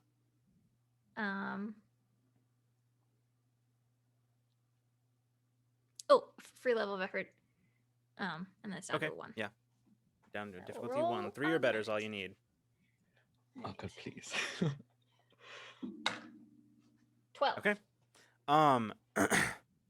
As you are just in the moments before you experience once again that sort of folding of space effect, you kind of glance around, feeling something kind of strange. You feel like this bizarre tickling. There's no better way of explaining it. This sort of bizarre tickling in your mind, like as part of your senses, where normally you sense emotions and dispositions and things like that. Right now, what you're sensing is just this kind of strange tickle, like your brain is itchy. And as you kind of glance around looking for the source, you see, crossing the street towards the club, you see that same elderly Keldro man, kind of walking towards the club. Hasn't seemed to have noticed you, but you can I'm gonna like you- tap. I'll like tap whoever's Mhm. next to me. yeah, you see him It's probably me, right? yeah, you see him crossing the street, and in that second, Taeyeon, as you glance over and you see this, in that second you feel that folding of space as you can feel, you look and you almost, it's like you're seeing the entirety of the city just sort of close distance between you, and suddenly you're seeing Awakener in front of you. And with that, you kind of take that step and just sort of standing now in front of the ship. And that is where we're going to end for tonight. Ooh, Cool. Spooky. spicy. Ah. Oh man, I love Krenaii. I should have erased his damn memory. Oh. Yeah, honestly, I wasn't sure we what you're gonna do there. Yeah. I was curious to Ooh. know. I was thinking, I was like, oh, we could take the weapons and then erase his memory and then give it to the resist. Yeah, I know. It was We need it. We probably if, still if could. Mason hadn't like Probably been could, so yeah. friendly with him, I would have. I just felt Yeah. bad, but I should have. We Oh, well. probably still could do that. You never know. Yeah, we could. It can only be like 5 minutes, so I couldn't do it that far back. Yeah. Fair enough. All right. Well, Oh no. I'm worried now. Taylor's like, oh, I got a bit too excited with that teleport. I should have probably stopped it. You should be way more liberal with that memory erasing ability. Damn. all right. Well, everybody, thank you so much for coming and hanging out. Thank you for everybody who followed, who raided, who stuck with us through the raids. Hi, everyone. if you are still here, you can see where John in the chat Nightbot command where you can catch a basic overview guide of everything that is this show, Infinite Horizon. So yeah, if you're curious about that, you can go check out and any basic info about what this show is there. But a better place is definitely the Discord.